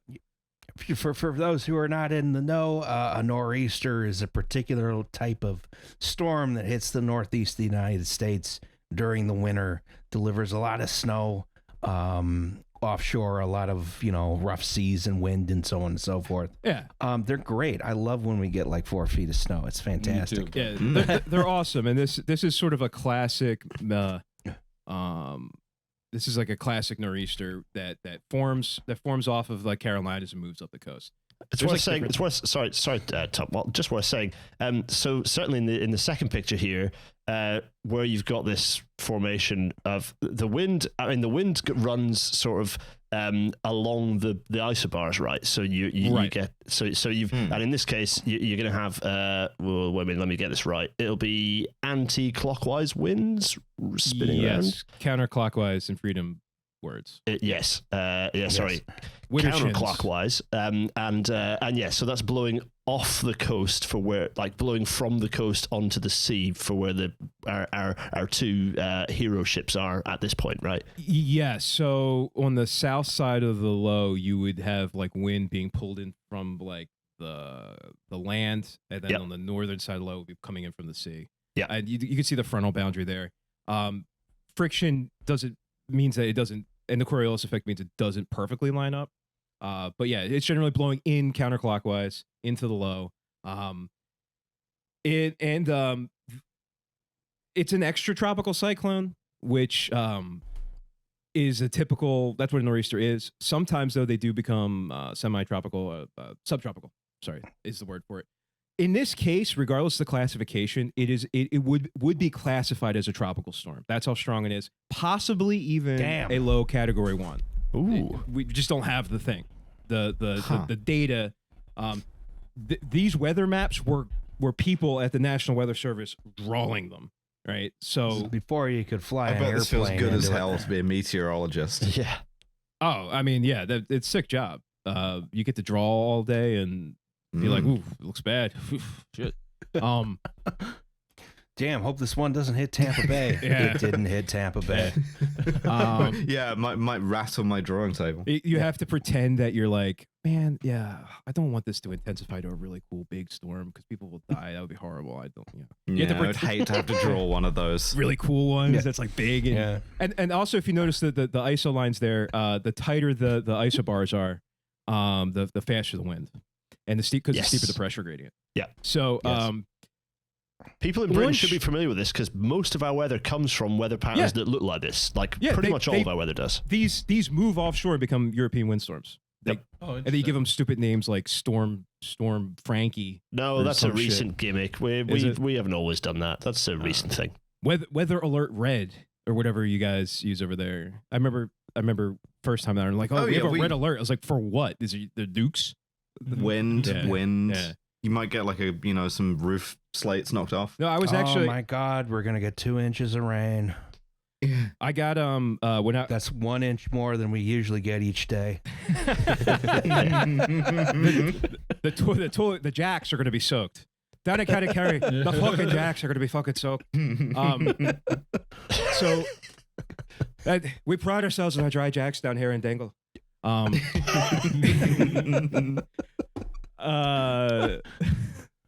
Shouts out Dingle. I one of the few places I shit my pants.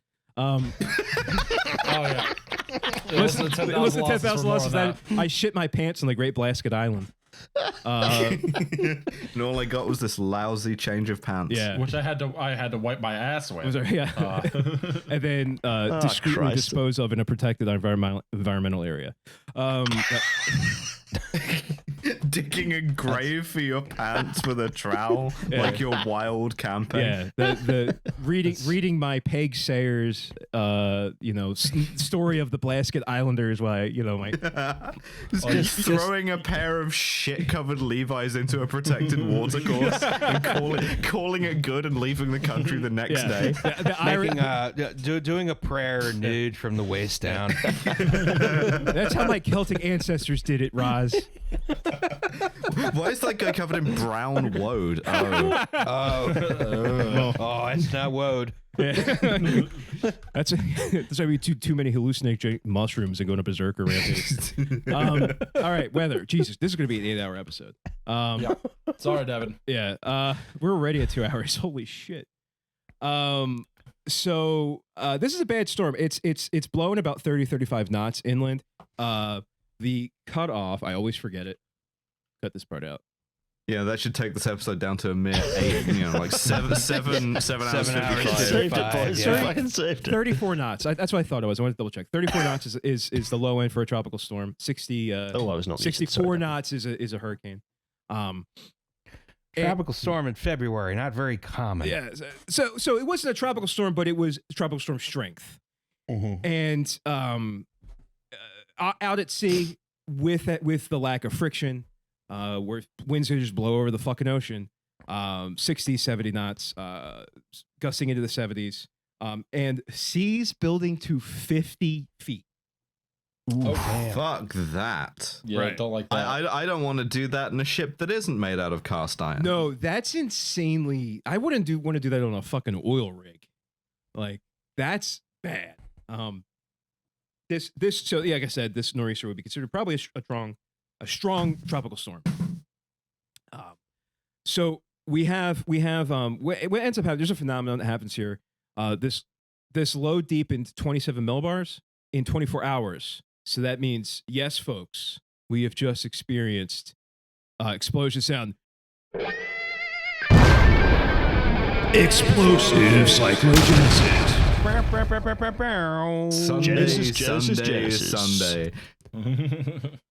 Is this what is also sometimes called a bomb cyclone? Dude, this is a bomb cyclone, dude. Sick.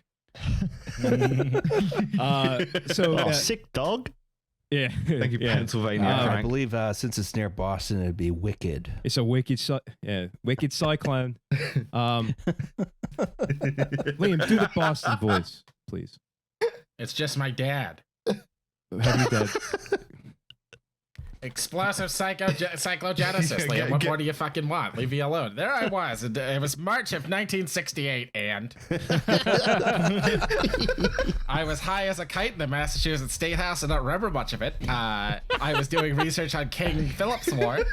Let me tell you about Cuba for the next 4.5 hours. Yeah. Let me tell you about Metacomet. Yeah, literally fucking that. That was my whole childhood. Surprisingly Hebrew sounding name for a Native American. Maybe the Mormons were onto something. No, they weren't.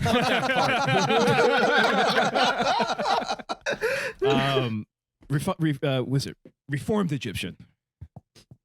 So crazy that Mitt Romney is he's president of the New England Commonwealth. He could be president if you voted for him. So, Devin, in post, can you add like a cool announcer guy reverb FX thing when I say explosive psychogenesis? Leave that all in. Leave that pause. Explosive psychogenesis. Sunday at the municipal arena. Gravedigger is facing off against explosive psychogenesis. Having to throw away my genes after I experience explosive psychogenesis. It's always tough out here. Bomb cyclone. So real shit happened during the night. Next. Yeah, you had to throw out your pants. Yeah. If you think I had to shit my pants, I was on an island. What do you think these guys did? All right, let's go to the next slide.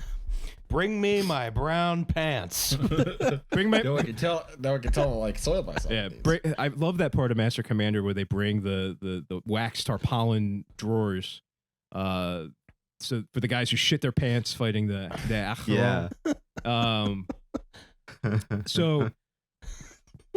May I just say? Yeah. All right. Fuck this. So this is from the pretty mid movie, The Finest Hours, of which I probably should have said at the beginning. This a lot of my shit is based on the book. And it's a couple other sources online, but The Finest Hours is a good book. The movie's mid.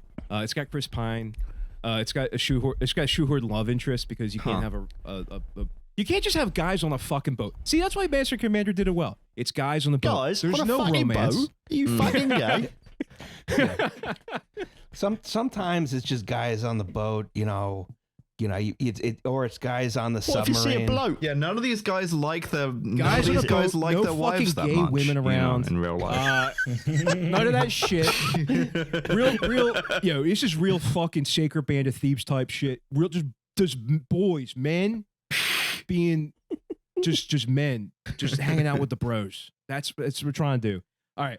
So this is from the movie, but the movie again, nothing sexual. Nothing sexual. Yes, nothing sexual. No.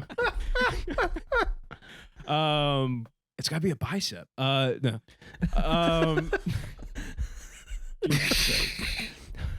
Come hang out with us in our party tank. This is when you have fucking 5 hosts with ADHD. No, not a single one of us is neurotypical. No. That's correct. No. Yep. No, Especially and not I haven't now, had a drink in Jesus. like 2 weeks. This is pure. Yeah, me either. This is pure Tom. I haven't had a drink in like 2 seconds. Oh. I They give you a shit for I that. don't think so. You got a sponsor. Milkshake's your sponsor for that. Yeah. Oh, the cutest sponsor ever. So the CGI is actually pretty good on this one. In the movie. I watched it the first time I had COVID. All right. So the Pendleton is trying to hold position of weather, as you said, tried and true tactic. The most important thing though is keeping an eye on the lee shore. where the wind is blowing you into, any land that the wind might blow you into. And this is still a concern even today. Doubly a concern back when navigation was whipping out the chart and doing some dead reckoning, maybe have some land sea. They don't have GPS. They have a compass, and they have dividers, and they have, a fucking sextant. And you're doing this in the bridge that is currently being fucked around by God, like Neptune. And it's a giant unseasoned cast iron pan. You're in the lodge cast iron, the cute little mini ones you get at the Cracker. No, I mean it's got paint on it, so I guess it's enameled. That ain't gonna save you. Probably not. But you can use soap on it. So when this Jesus Christ, the 17th. As the sun sets, things are shitty but manageable. By midnight, things are still kind of shitty, but the waves are, as the book describes, the size of small buildings. By morning, the seas are so bad that the crew are forbidden to go on the weather deck. You cannot leave. Yeah. You are. Fun fact: you are exposed to weather on the weather deck. You do not want to know what's going on the poop deck. What is? I'm on the. It's wet. It's where the jacks are. It's where I am. What is the weather deck? Just the deck, like the deck that is exposed to the atmosphere. Okay, so is this like the lower parts of the ship in the middle? It's any deck that's exposed to weather. So it's a fancy way of saying outside. Yeah, you're not allowed to go outside, right? You can't. Okay, I see. You might have a safer, more enclosed deck. Actually, Tom is fucking idiot, and it's the the weather deck is actually sound off in the comments. Tell me how much of a fucking idiot. Go in the comments, everyone. Yeah, if you made it this far. Yeah. Well, this is the thing. They self-select. The ones who make it this far are the ones who are that's true. We are. I noticed that this one has all the Teletubby airlet things on the CGI. So, shout out to the CGI people. Yeah, how about that? Hey, it looks better than a Marvel movie. Yeah. This is really a Disney production, though. What? Oh. Yeah. Sorry. So by early morning, right, it's that bad, and the lee shore is coming closer. The Pendleton is not able to... And this is where the formula lying to, right? You want to be making enough forward progress. You're not getting pushed to the lee shore, but you don't want to be going so fast you're going to ride the waves poorly. And at this point, you can't go fast enough to outmaneuver the weather without shaking the shit out of everybody and getting some nasty slams, or having the helmsman literally. And I don't even think you could do it. A powerboat, you can go up and down on the throttle as you take seas. In this case, right, the engine response time is not quick enough, so it's not going to. It's too. Yeah, it's not a fucking. It's not an outboard motor. Yeah, it's not a fucking Mercury 150. Yeah. So by 5:50 a.m. in the morning on Monday. Just say 5:50 a.m. I put that in there just to annoy you, Liam. I know you did. Deep cut for the real you still caught it, which is impressive. The Pendleton took a wave so hard that she was cloven in twain between the number 6 and number 9 tanks. Nice. I would hate to take a wave so hard I was cloven in twain. Between the 6 and 9 decks. One of the things that is sort of scuttlebutt is she might have bottomed out and daddy. Yeah. No, I would hate to be pushed into shallow waters. We're talking 30 foot waters where the trough, you actually get this phenomenon where the trough of the wave will actually take the ship and slam it into the seafloor. Because I suppose the water might be 15 feet. If you've got shallow area, the water is only 15 feet deep. The boat's just going to slam straight through that. So there's just no decisiveness. The people on the ship report that it was like the ship got picked up by God and slammed into the water. Oof. Fuck that. Dude. Yeah. Running aground. Yeah, where you're not expecting to run aground. Ocean. Yeah. Yeah. Because that's what the ground typically There's isn't. a video game called Sailwind that has a pretty realistic water component, and then that can actually happen to you in the game. and people complain on the forum, like the Discord. They're like, "Oh, this is no, actually, it's realistic. It can happen." But we don't know. But the movie Interstellar also very realistic in this sense. Yeah. And there's no like way to determine for certain if that actually happened. Based on what happened following this. The stern of the ship, as we mentioned, contains power plant engineering propulsion. That was still afloat. It's because of the Titanic. We have much better watertight compartment design. So they were able to slam all the bulkhead doors shut. The stern is afloat and powered. The bow was not. The bow is just bobbing in the fucking ocean. The front fell off. The front fell off. One problem, like in the fucking right? So the bit. people in the stern, they're alive. Oh wait, so that implies there were some people in the bow. There are 9 people in the bow. Yeesh. They had the radio in the bow. Ooh. But they don't got electricity anymore. Or a floating vessel. Right. That's gone poorly. It is still floating. Oh, okay. Oh god. But it's got no propulsion. It's very weird to think of. It's very weird to think of 2 halves of a ship still being able to successfully float. But it's kind of cool. But right, they were still.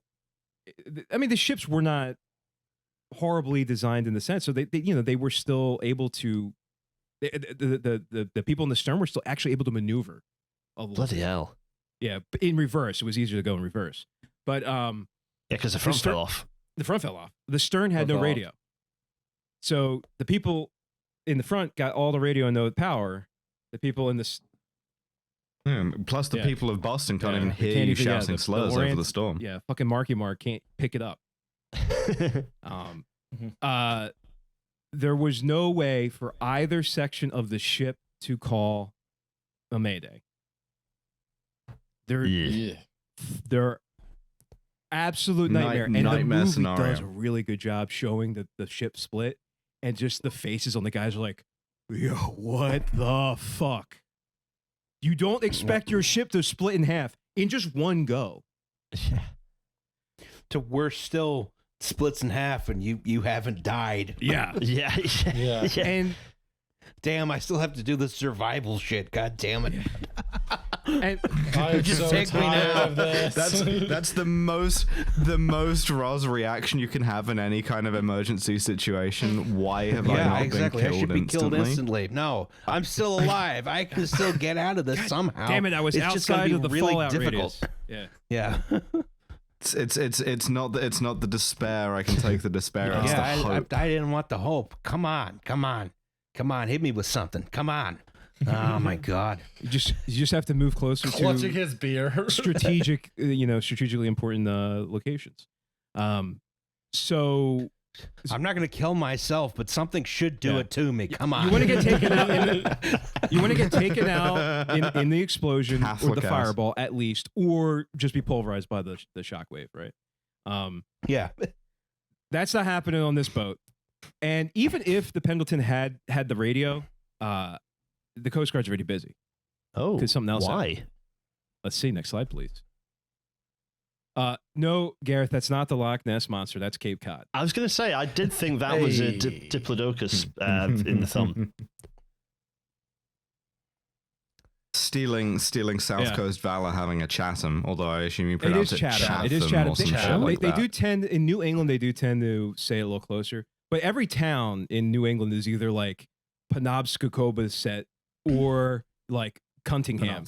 Yeah. It's Framingham. Yeah. It is Framingham in England. We don't know why we dropped the L. Ballwitch. I really enjoyed the Lib Dems winning here annotation for the Pendleton. I love this is from the Boston Globe too. Yeah, so shouts out, don't copyright strike this. So at 8 a.m. in the morning on the 18th, the Fort Mercer crew noticed a slight crack on the starboard side. Now, unlike the Pendleton, the crew of the Fort Mercer was able to radio for help. And the message was actually widely received. There were vessels out. It's the 18th, so the storm, it's picked up by the Coast Guard cutter Eastwind. And the Eastwind was out because it was looking for a fishing boat that was overdue and never came back. It had an Italian name too. I can't remember what it was, Pasolina or something like that.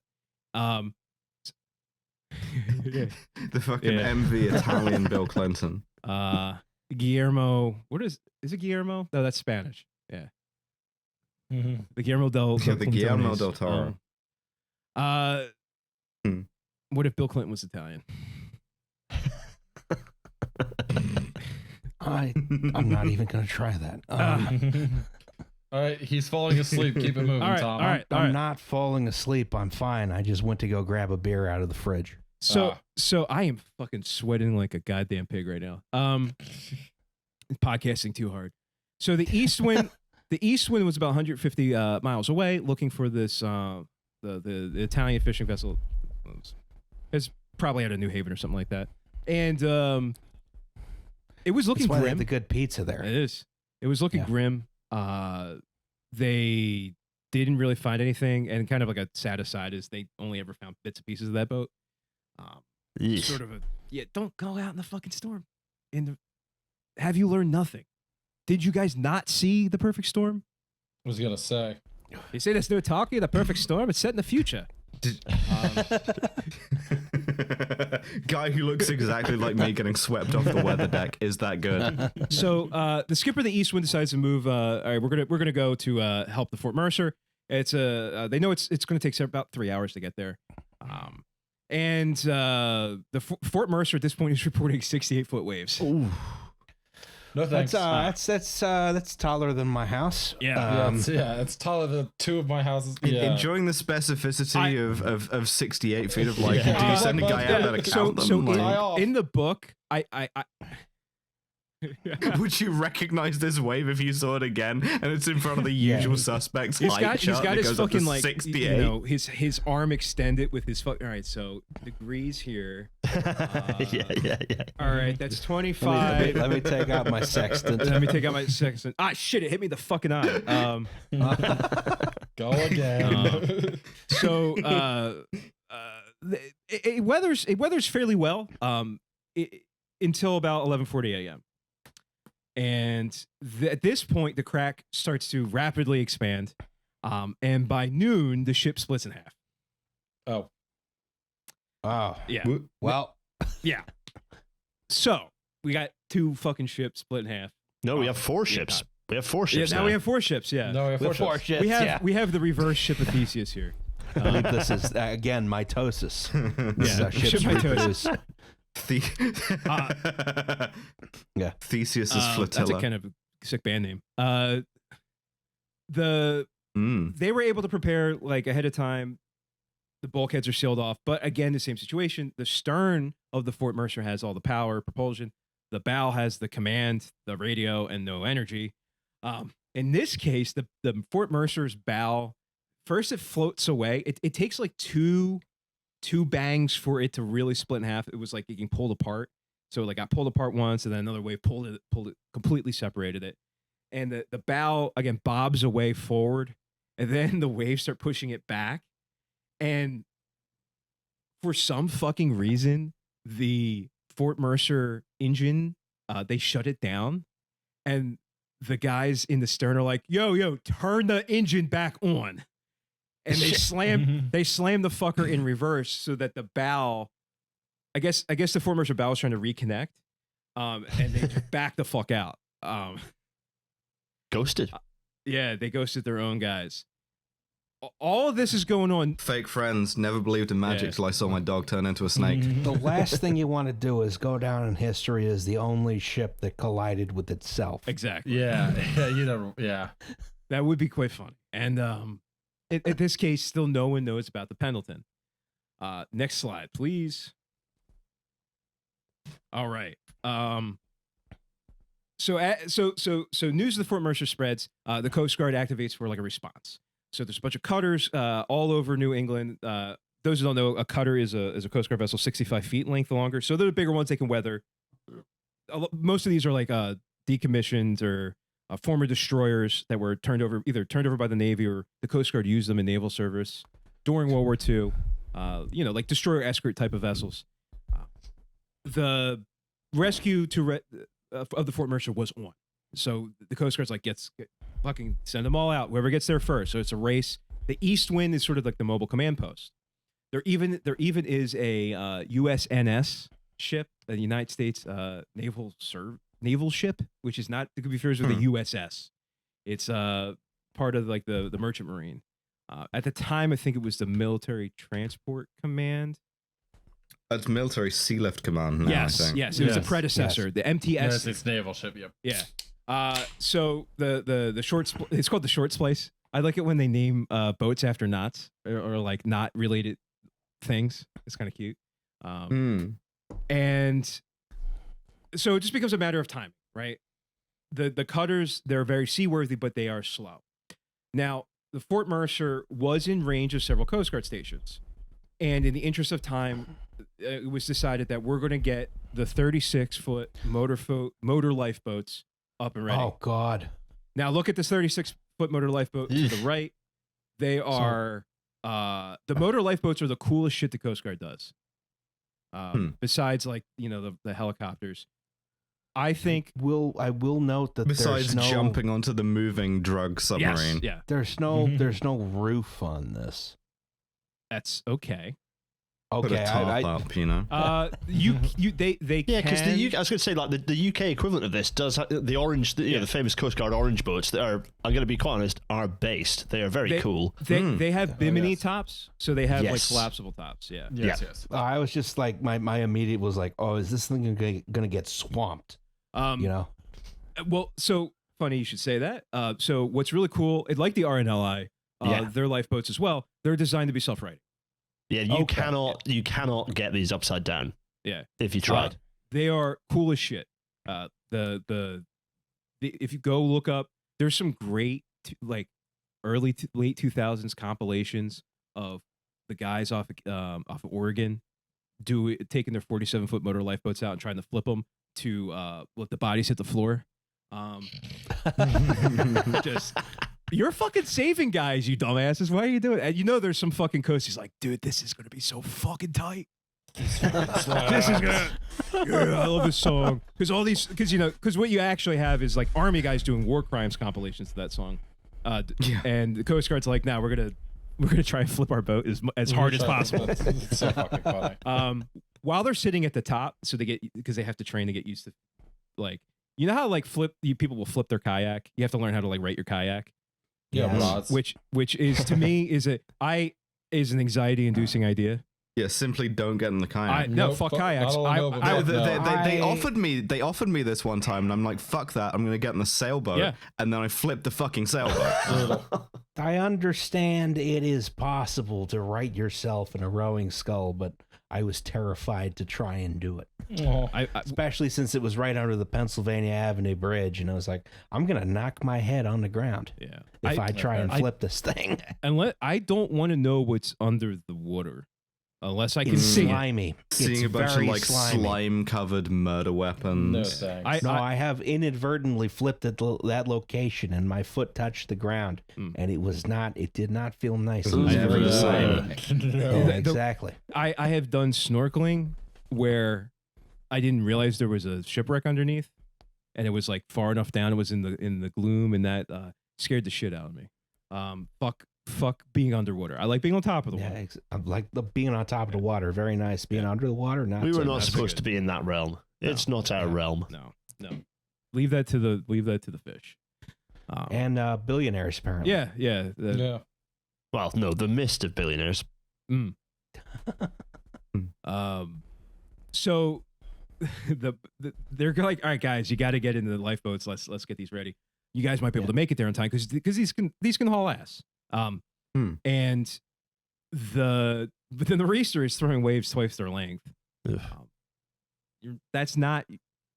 I've been in like 6-foot seas on a boat. That fucking sucks. On a boat, 68 doesn't sound like fun. No. So they 2 foot on a river sucks. 2 feet sucks. Yeah, 2 feet fucking sucks.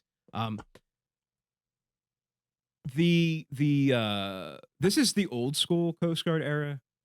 They're fucking soft as shit now. They got like a risk management model. They talk about they have like safe words. They talk about, are we green, are we amber, are we red? Same. They, hey, do we have the personnel? Do we have the equipment? Back then it was like, you got to go out, but you don't got to come back. That's literally the unofficial motto of the Coast Guard up until woke ruined it. And remember when the seamen were hard. Well, that's a confusing sentence. Yeah.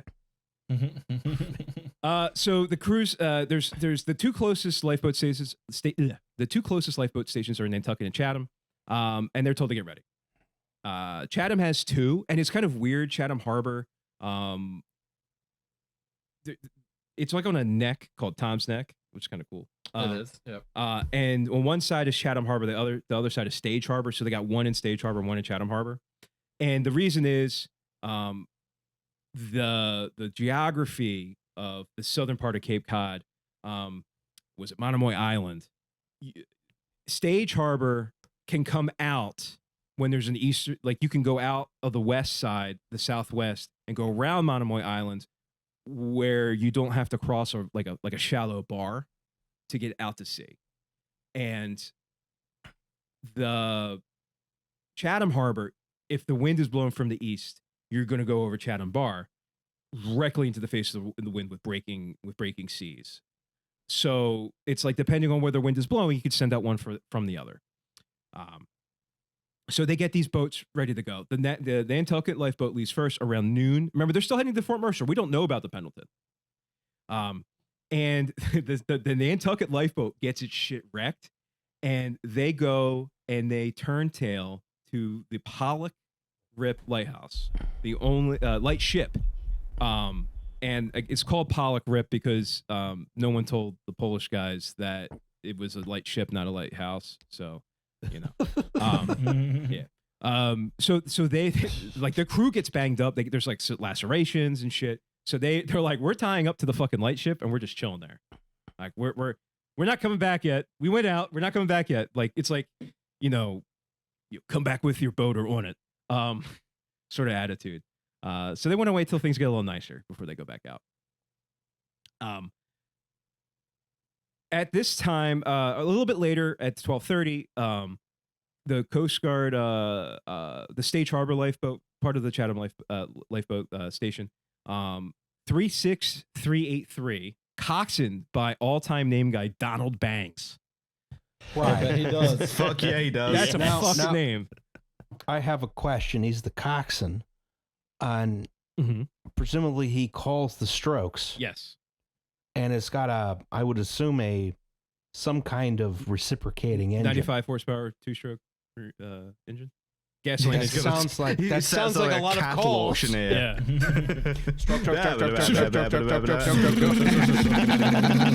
Yeah. Just them two going off. Yeah. Yeah. Single engine too, I believe. I recreated this in the game Stormworks, which sucks. Don't ever play it. Yeah. They sold me on this. It's build and rescue, and then it's like, we got guns and zombies now. You can go to space. I want to build a fucking Coast Guard boat and rescue people. The reason why Stormworks sucks is because they expect you to design like a diesel engine from first principles out of Lego. All right, but I like that part. It's a great game that isn't very good. Yeah, there's some great. Every single aspect of the game is half baked. So the learning curve is very, very steep. I learned how to do logic gates because of it. That was kind of cool. So I feel bad for my wife. Like, what's Tom doing in the fucking go on the computer for 12 hours? I'm learning logic gates. I'm building a boat in the game. Look at the motor revs, and I have like limiters on it so it doesn't spin around the dial. Yeah, because you actually have to do shit like that. That game sucks. Don't play it. It's a bad game. I play it all the time. Don't put yourself in my. Yeah. He said popping out of a session of Factorio. Yeah, I see you've been on the. I see you've been on the Mountain Blade Bannerlord subreddit. This game fucking sucks. 700 hours. I too play Civ 4. Yeah, yes. yeah. Continue. So Donald Bangs. God, I fucking love that name. He bangs his way out of Stage Harbor, not Stag Harbor, Stage Harbor for the Fort Mercer stern. They got to go all the way around the Monomoy Island. They find out their radio is defective. they can receive. Everyone's No radios one knew are how to fucked. make a radio back in the day. No. Like, everything fucking Swiss cheese theory here, right? Much like steel, radios in those days depended on crystals. Yes, literally. And the crystals, yeah, no, I know. And the crystals were fucked. The crystals were invented by a woman, so It's they like a don't- bridge too. It's like a bridge too far. The fucking you got woke radios. So, but then you could fix it, like a child could fix it. Then that's the other thing. But so they also make their way to Pollock Rip Lighthouse, light station, light boat, not lighthouse. Light ship. It's there on the light left. ship, yes. It's there on the left. It's it was still afloat in the era of digital photography. And they use their radio to let Chatham know, it's like, we can only receive signals. Like, so I can hear you, but I can't. You know, they popped the chirp. Oh shit. The chirp on their Boost Mobile. Yeah, one being way. invaded again. All right, next slide, please. We're making our way. We're making progress. All right. At this, so this becomes like a pretty region-wide Coast Guard search. The weather still sucks, but it's starting to get better as the day wears on. And it's clear enough that the Coast Guard can send some good old PBYs out, the Catalinas. Yeah, lovely. I love a Catalina. They're nice. They're not going to land on the ocean, obviously, but they're sent out the coordinated search from the air. So they arrive on scene around 2 p.m. and they discover the Fort Mercer stern. So they're the first to see it, and you can see the Fort Mercer stern on the right there. Jesus. Yeah. There are tons of photographs of these ships if you look them up. I found a lot of these on some Scandinavian guys like website. So ooh, don't ask too many Shout out questions to about some that. Scandinavian guy. Yeah. And this is something odd. So Chatham Lifeboat Station has a radar in a watchtower to look out on the water, which is not sort of very common like anymore. I guess it must have been left over from World War II. But the radar was down. Like for U-boats and shit. Yeah, the radar was down in the morning, and they finally got it working. And they turn it on, and they see two objects about 5 miles off the shore. But the Mercer is 32 miles off of the shore. And so the guys in chat are like, what the fuck is going on? Who is out in this weather? So they say, they radio the PBYs and say, hey, can you go do a swing by? And apparently they can't see shit. They're like fighting the wind. They're, because this is like the era of mechanical linkage. This isn't like a fucking Airbus fly-by-wire, which I literally could fly. Thank you, It's a little joystick, it's fine. I know how to program the computer now. I know how to do the knobs. I played Microsoft Flight Simulator. I can fly an Airbus. I have the fly-by-wire A320 with the More manual. like die-by-wire. Yeah, right. Oh, that's not while really I'm all right, flying. Boeing. Come on now. Yeah. Look. So the PBY gets there like 2 hours later, and they're like, there's a T2 tanker. The bow is off the Pollock Rip, off Pollock Rip, not too far from the lightship. And he goes, the paint's, that's not the Fort Mercer. It's a... Someone has repainted this shit in the storm. Because the bow, they hadn't found the bow yet. So they're like, what the fuck? And then he swoops down low enough and sees the Pendleton on the bow. Is like, are you fucking kidding me? There's fucking two of them. What the fuck?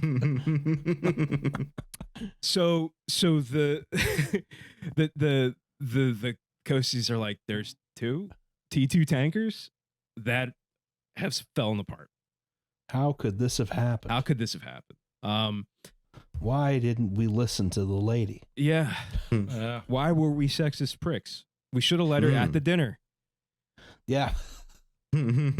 So, the first ship on scene is the Short Splice, and ironically, a ship named after a splice in a line, doesn't have the equipment, nor really the capability to maneuver safely close to it. So they don't really do anything, and they decide, we're just gonna, if anyone decides to like jump off, we'll come in and pick them up, but we're just gonna like keep an eye on things. But yeah, just vibing. There's there are now, Mr. President, a second tanker has hit the Pollock Rip Lighthouse. I don't know. We now have 4 tankers. Yeah, we now have 4 tankers. Yeah. Next slide, please. All right. And in case you were like, where's my fucking geographic reference? Here we go. There's another one. This one, I forget what newspaper this one was from. But I love a nice hand-drawn diagram in a newspaper. Yeah, that is very nice. It is nice. With nice hand lettering here and everything like that. It's gorgeous.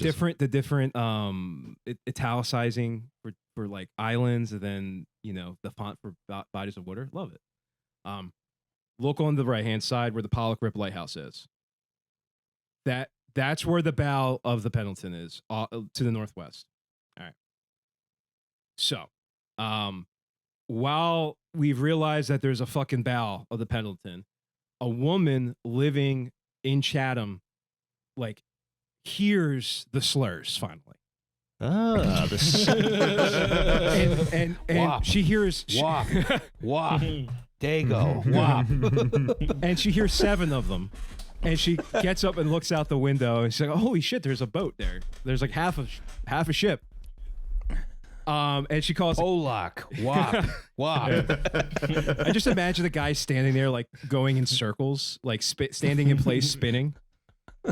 So if there's a Doppler effect going on, and that's how they can tell how far away it is. Olak. Okay, yeah. Irish. All right, how about that? Yeah, see, this is still highly classified outside of the War Thunder forums, but this is still how all military radar works. In those coming to the F-35, there's 3 of these going at any one time. There's much worse than that in there. We're only saying the ones you can say in polite society. Yeah. The anti-Italian ones, yeah, and Polish. The Irish have become presidents, so we can't really say that one. Not yet. Not It's yet. 1952. Yeah. Oh no, I guess Biden. Rapist. I guess Barack Obama does count. JFK, dude, come on. Nah, I'm gonna go with Obama. This is Rapist. yeah. I'm gonna go with that. Barack Obama. Barack Obama. The Barack Obama toll plaza.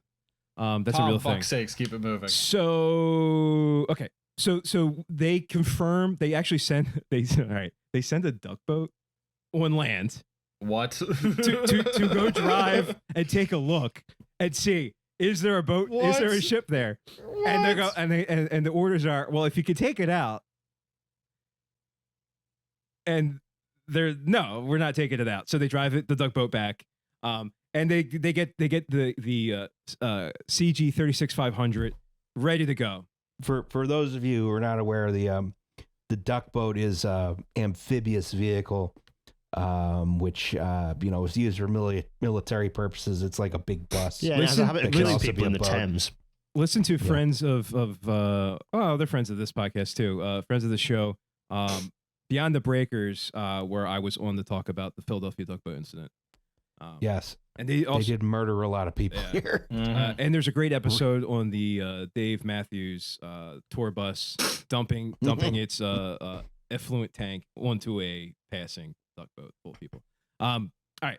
Anyway, so Chatham stands up the lifeboat. All right, we're gonna get ready to go out.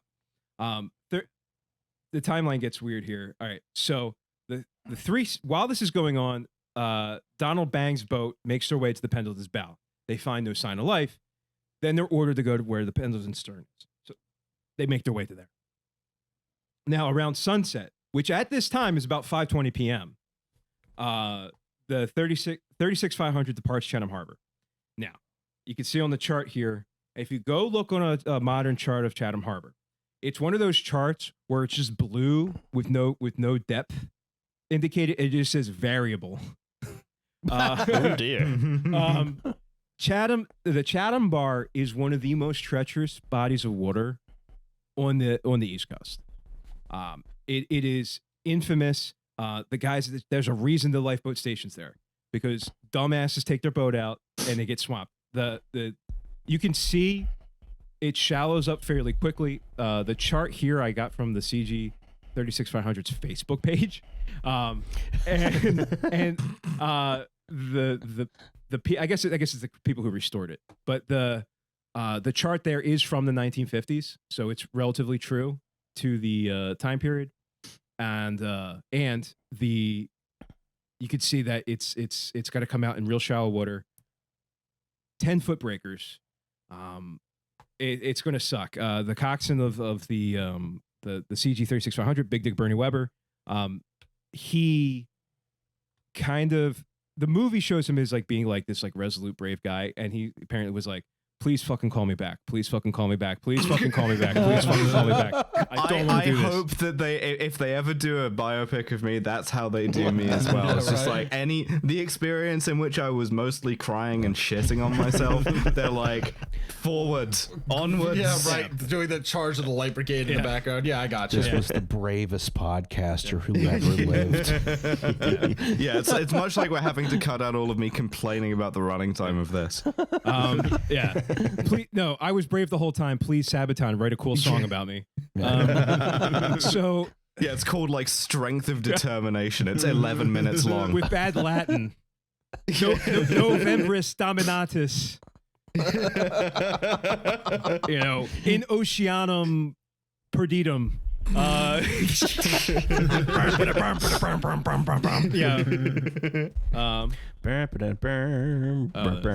was trying to do a Swedish power metal riff. Good enough. Yeah. So this begins probably one of the coolest parts of Coast Guard lore. The movie, The Finest Hours, focus on this. You can again read the book. The book does a good job of kind of taking the timeline. It splits it up like Tolkien does once the Fellowship breaks. So you have part of the book focuses on Bernie Weber. He could be like the sort of Frodo character. One of them focuses on what's the guy's name? Dick fuck. What's Bangs. Donald Dick Bangs. Bangs. Donald Bangs. Yes. Donald Bangs. Oh, that was right. He could be like Aragorn and company running to Rohan. Anyway. It takes it in like chronological order, but focusing on each group. Does it really well. Next slide, please. All right. Here's Big Dick Bernie Weber. That's what he looks like. We like a powerful man with a near unibrow. He is not scared of everything except tweezers. Yeah. Scared of nothing except tweezers. Yeah. Scared of everything except tweezers. What a life! I had to get my unibrow waxed before a wedding once. Just having your pair of like self-soothing tweezers with you all the time. I got my pair of weighted tweezers for when I'm getting overwhelmed or I'm getting overstimulated by all the other scary things around me. Sometimes that's just how it is on this bitch of an earth. I gotta tell you, I've worked in those classes where oh man, you're scared of everything. I really feel bad for you. Not Chris Pine, not fuckboy Chris Pine. Way too hot. He's got those Liv Tyler lips. Hey, Liv Tyler, what's up? It's not gonna work, Tom. And you're married. I get all past for Liv Tyler. Probably. Good for you. Probably. Keep it moving. We're at almost 3 goddamn hours. We're still in safety third. I'm getting hateful messages from my wife. We're getting there. You got 2 more nights of this, Liam. It's nighttime, and they make their way across Chatham Bar around 6 p.m. Please note this is what true Sigma on his grind set looks like. So crossing the bar in this point, I mean, so there's a reason that crossing the bar is a euphemism for dying in nautical parlance. This is a treacherous bar he's got to cross. What do you have to do to cross the bar? It's a lot of studying.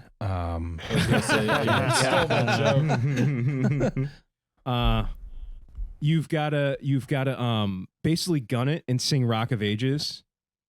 I was thinking put on the 11-minute long Sabaton song. Yeah. About Nova, yes. Darude Sandstorm. One time my wife heard me listening to Sabaton out loud, and she's like, "Turn that off. This is music that Daesh listens to." It's making me anxious. That Sabaton song, "The Black Banners of Khorasan." Fucking Sabaton, do a song about Pissby Granddad. Shit. All right, we're almost there. We're getting close. It's called Honor of Combat. Yeah. He says iron instead of iron. So they're gunning it to get over the bar, and it requires like timing it. This is where the scene in the movie doesn't it flows weird. It doesn't really show like the effort, and I think in a really realistic way. It doesn't show like the wave sequence. There's too much time between the waves. A rogue wave breaks the fucking window and shatters the glass all over their fucking faces, and it blows the compass out. No toughened glass, get shredded. Yeah. So they have no navigation. You're not going to whip out a fucking chart and sextant on your boat in 10, 15-foot breakers. Wow, that's cowards talk. Yeah. Yeah. You have fucking Joshua Slocum just like shaking his head sadly from heaven. Like, fucking. Back in my day, we used to have to row the boats out by hand, which is true. So they nearly capsize. At one point, they say there's a 45 degree angle. It's a self-righting boat, but I'm not sure how good the self-righting is in the breakers. So Bernie's like, fuck it, send it. But it doesn't move. The engine dies. The boat flipped. Not flipped. The boat capsized so hard that the engine was starved of fuel. So they send the engineer down there as this boat is like bobbing in the breakers to go he's got to prime the goddamn engine. And he's getting slammed into the fucking thing. It's hot. He eventually gets the motor running. And they again send it fucking full throttle. They make it across the bar. They're covered in blood. Like that shit fucking sucks. Yes. Next slide, please. All right. So Bangs returns to the Pendleton's bow while this is going on. After a cutter, one of the cutters that responds reports signs of life on board. When the survivor jumps, but it is unable to be rescued, they lose him in the dark. So, yeah.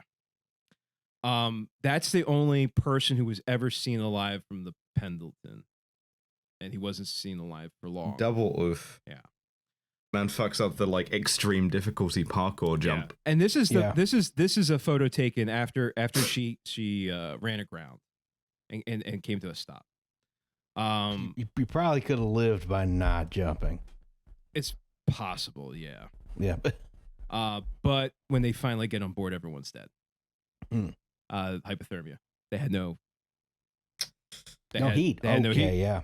Yeah. Next slide. So, that's horrifying. It is horrifying. This is the Pendleton stern. The CG 36500 is able to meet up with it. Now, this is it on its side. It was not on its side when they come to rescue. It's bobbing in the ocean. Bernie is able to time his vessel. And do you see that little ladder? The Jacob's ladder hanging down the side? Oh, yeah. Yeah. Yeah, that's how they got off the ship. Oof. Into the 36-foot motor lifeboat. Everyone except one guy is able to make it off the stern. It's kind of sad. He's the ship's cook. Shouts out to Tiny, a fat guy, kind of given, the era of giving the ironic nickname. So R.I.P. By all accounts, like a friendly, funny guy. He was not able to make it down the ladder. He fell off the ladder. That's not good. Yeah. And you could see just in this situation, imagine trying to make that jump down the side of a boat. Yeah. I've been alongside 287-foot boat ship in a 25-foot boat while in the Delaware Bay. That was intimidating. I can't imagine doing that in 50, 60-foot seas. Yeah, I've been on ladders on the sides of buildings. They're not even moving, and I'm like, this is unpleasant. Yeah. I am not doing well here on this ladder. Yeah. These guys are getting hypothermic. The crew of the boat, Bernie's crew, is getting hypothermic. They don't have the neoprene dry suits, right? You're wearing like 15 layers of wool. Yeah, exactly.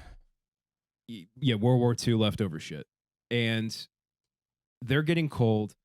The station says, all right, go to the east wind, and dump off the guys there, and go to the Pendleton's bow and try and get those guys.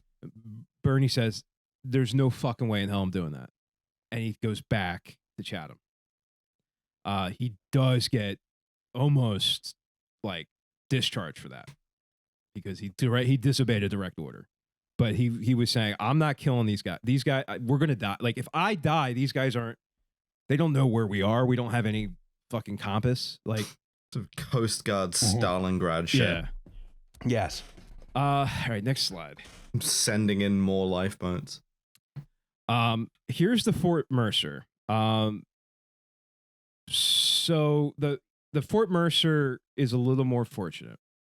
The Mercers, you have the bow there, and you have the stern on the right hand side.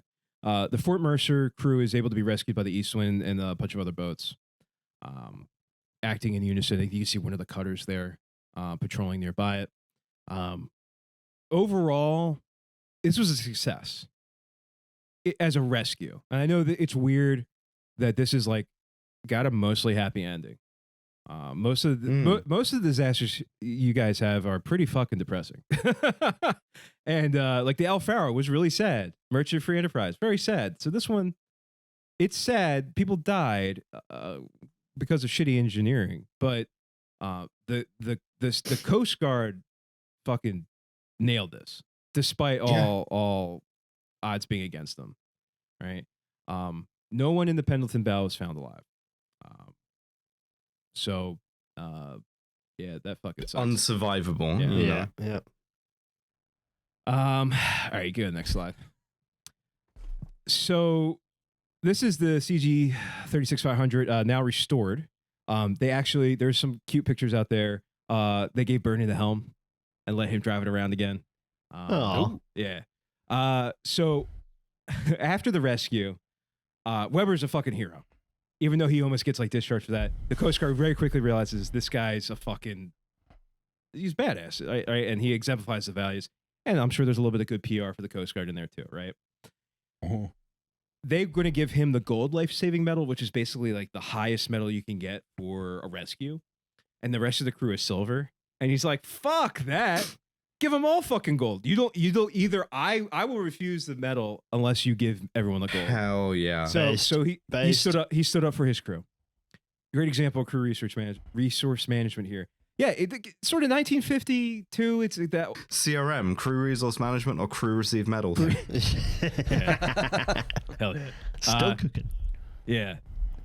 So, it's sort of that old school naval, like the U.S. Navy. Well, the Coast Guard's not part of the Navy, but the sea services of the United States, being the closest thing to like an aristocracy in a way in the American military. Very, very nepotistic. Very about hierarchy. Senior service. Yeah, the senior service. Yes. He kind of stood up for that. They wanted to make him an officer. He's like, nah, I'm good. I'm going to be an NCO. Yeah. Let me be a normal guy. Real work. I don't want to join your weird club. The movie has a whole love plot where like he's like talking to a girl over the phone and stuff like that, and he marries the girl. He has a happy, nice life. They do send him on a weird goodwill tour, where later on they send him to Vietnam and have him drive a riverine patrol boat and like have him like shoot like. So he leaves the Coast Guard. He's like, I did this to save lives. I don't want to drive I don't want to be in a brownwater Navy shooting people. Very weird. This country's bizarre.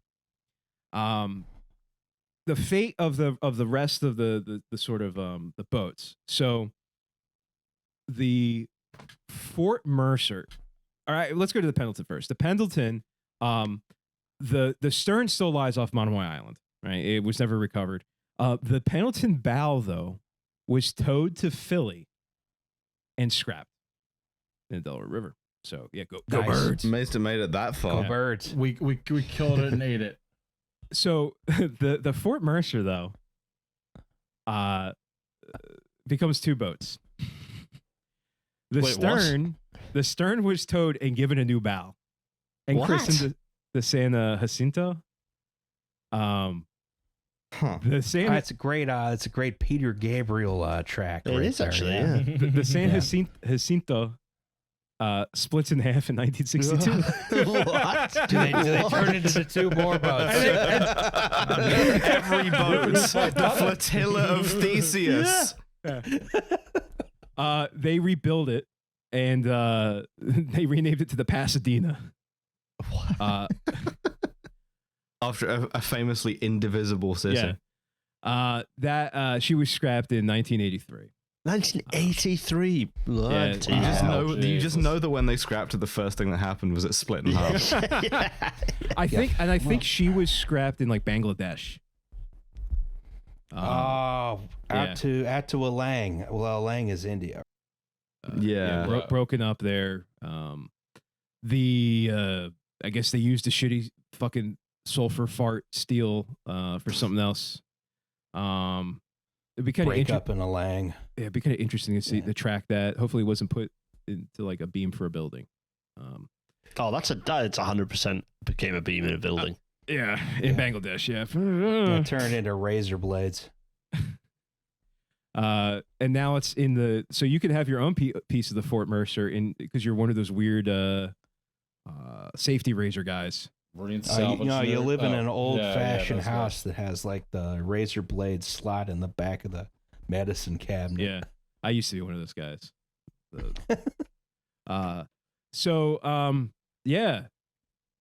Next slide. I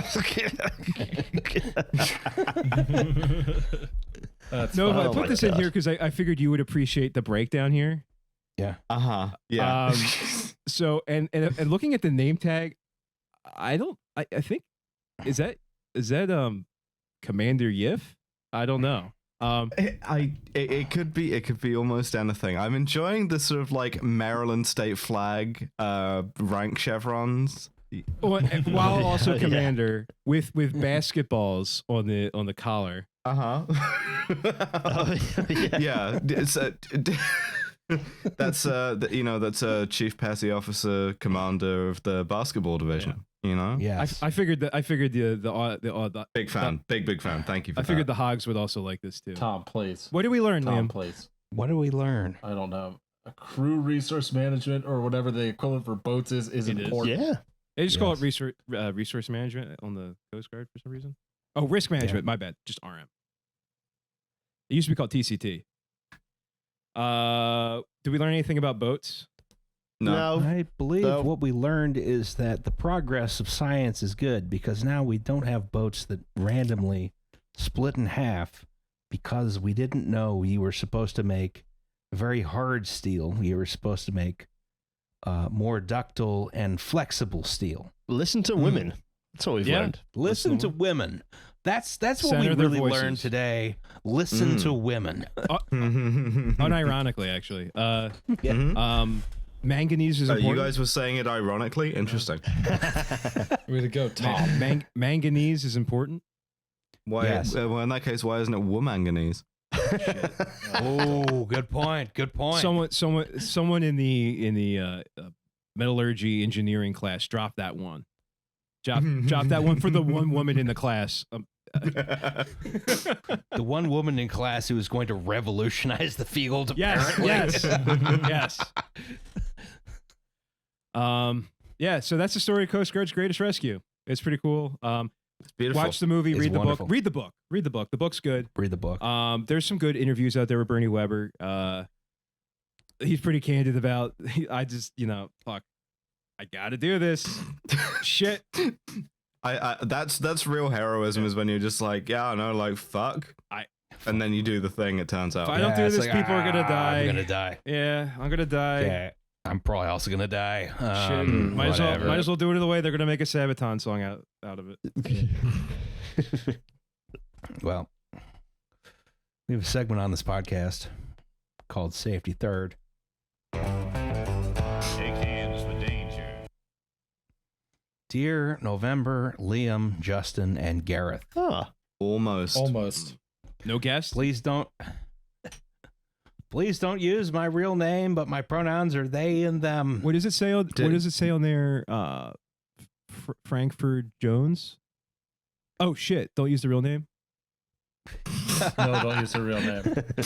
Love your podcast and was delighted to hear you talk about HF in the most recent episode. As I have been meaning to write in for a while.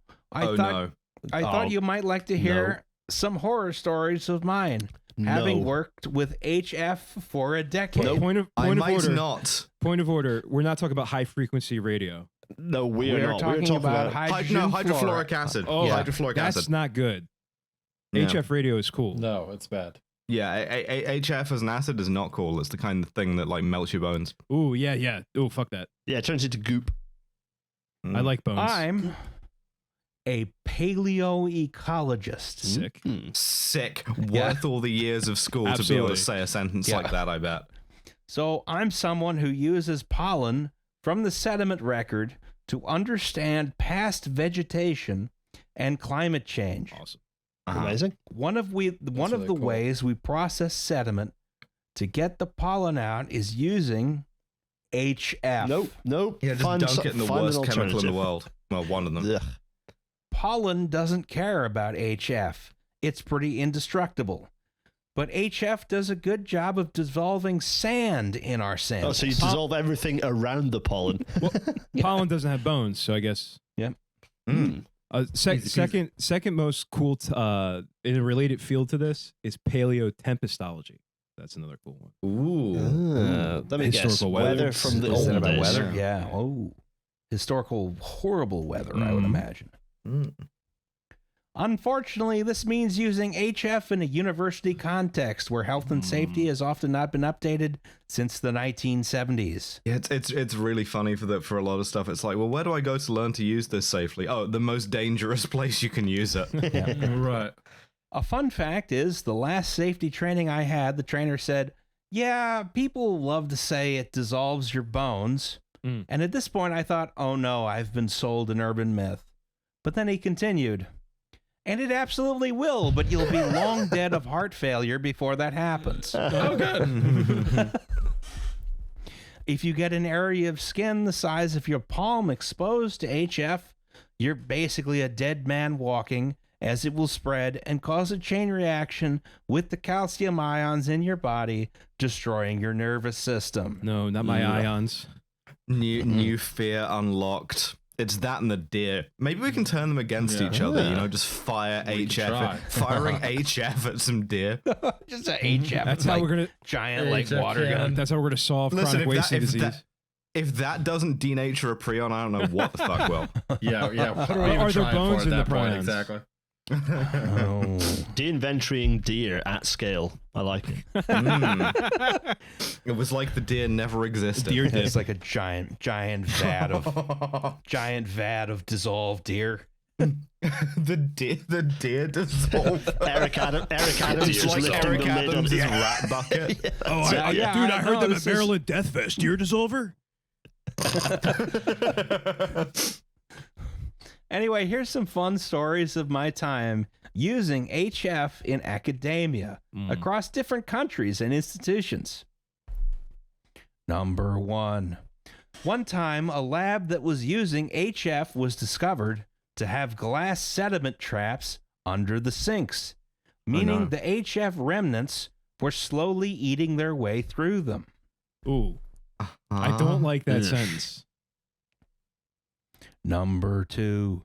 HF has to be transported double containered, so bottles inside plastic sealed boxes. A delivery guy once delivered a single bottle of HF to an administrative office with his bare hands, where it sat, naked, on the floor of the office, with the nice administrative ladies working around it.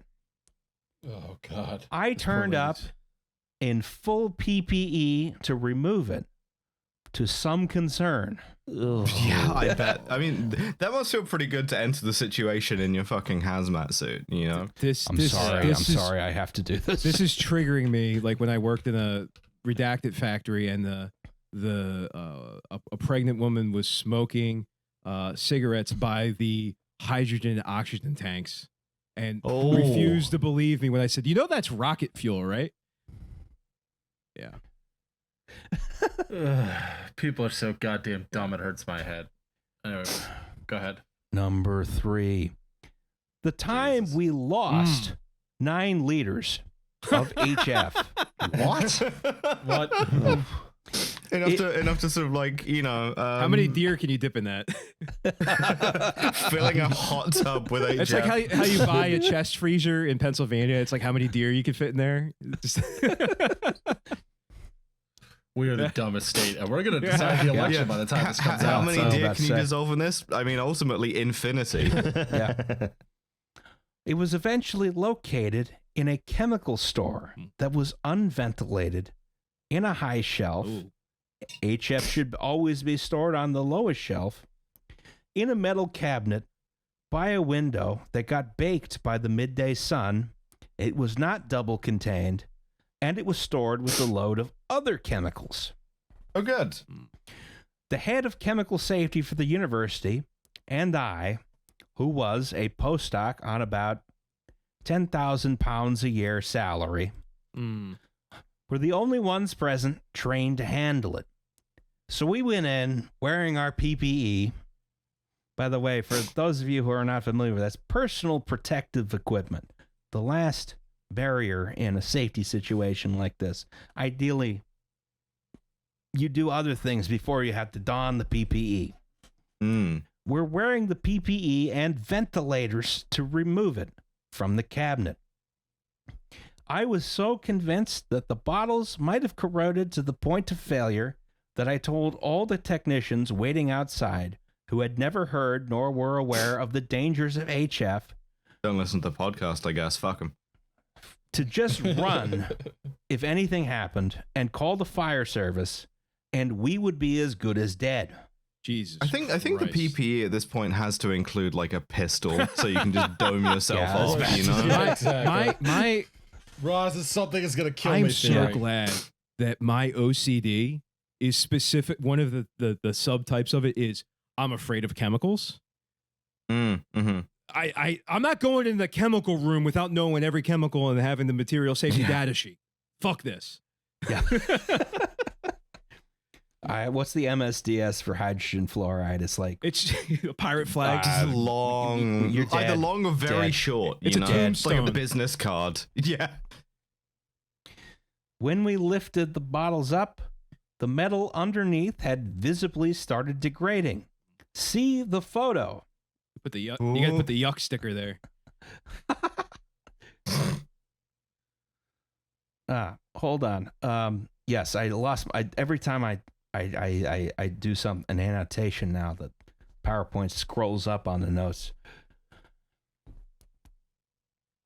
When we lifted the bottles. When we lifted the bottles up, the metal underneath had visibly started degrading. See the photo, which you can show if you like. All the glass bottles in the cabinet had been etched with frosted patterns due to the HF fumes. Fuck that. Yeah, it looked kind of cool. I never want to see that ever again. That.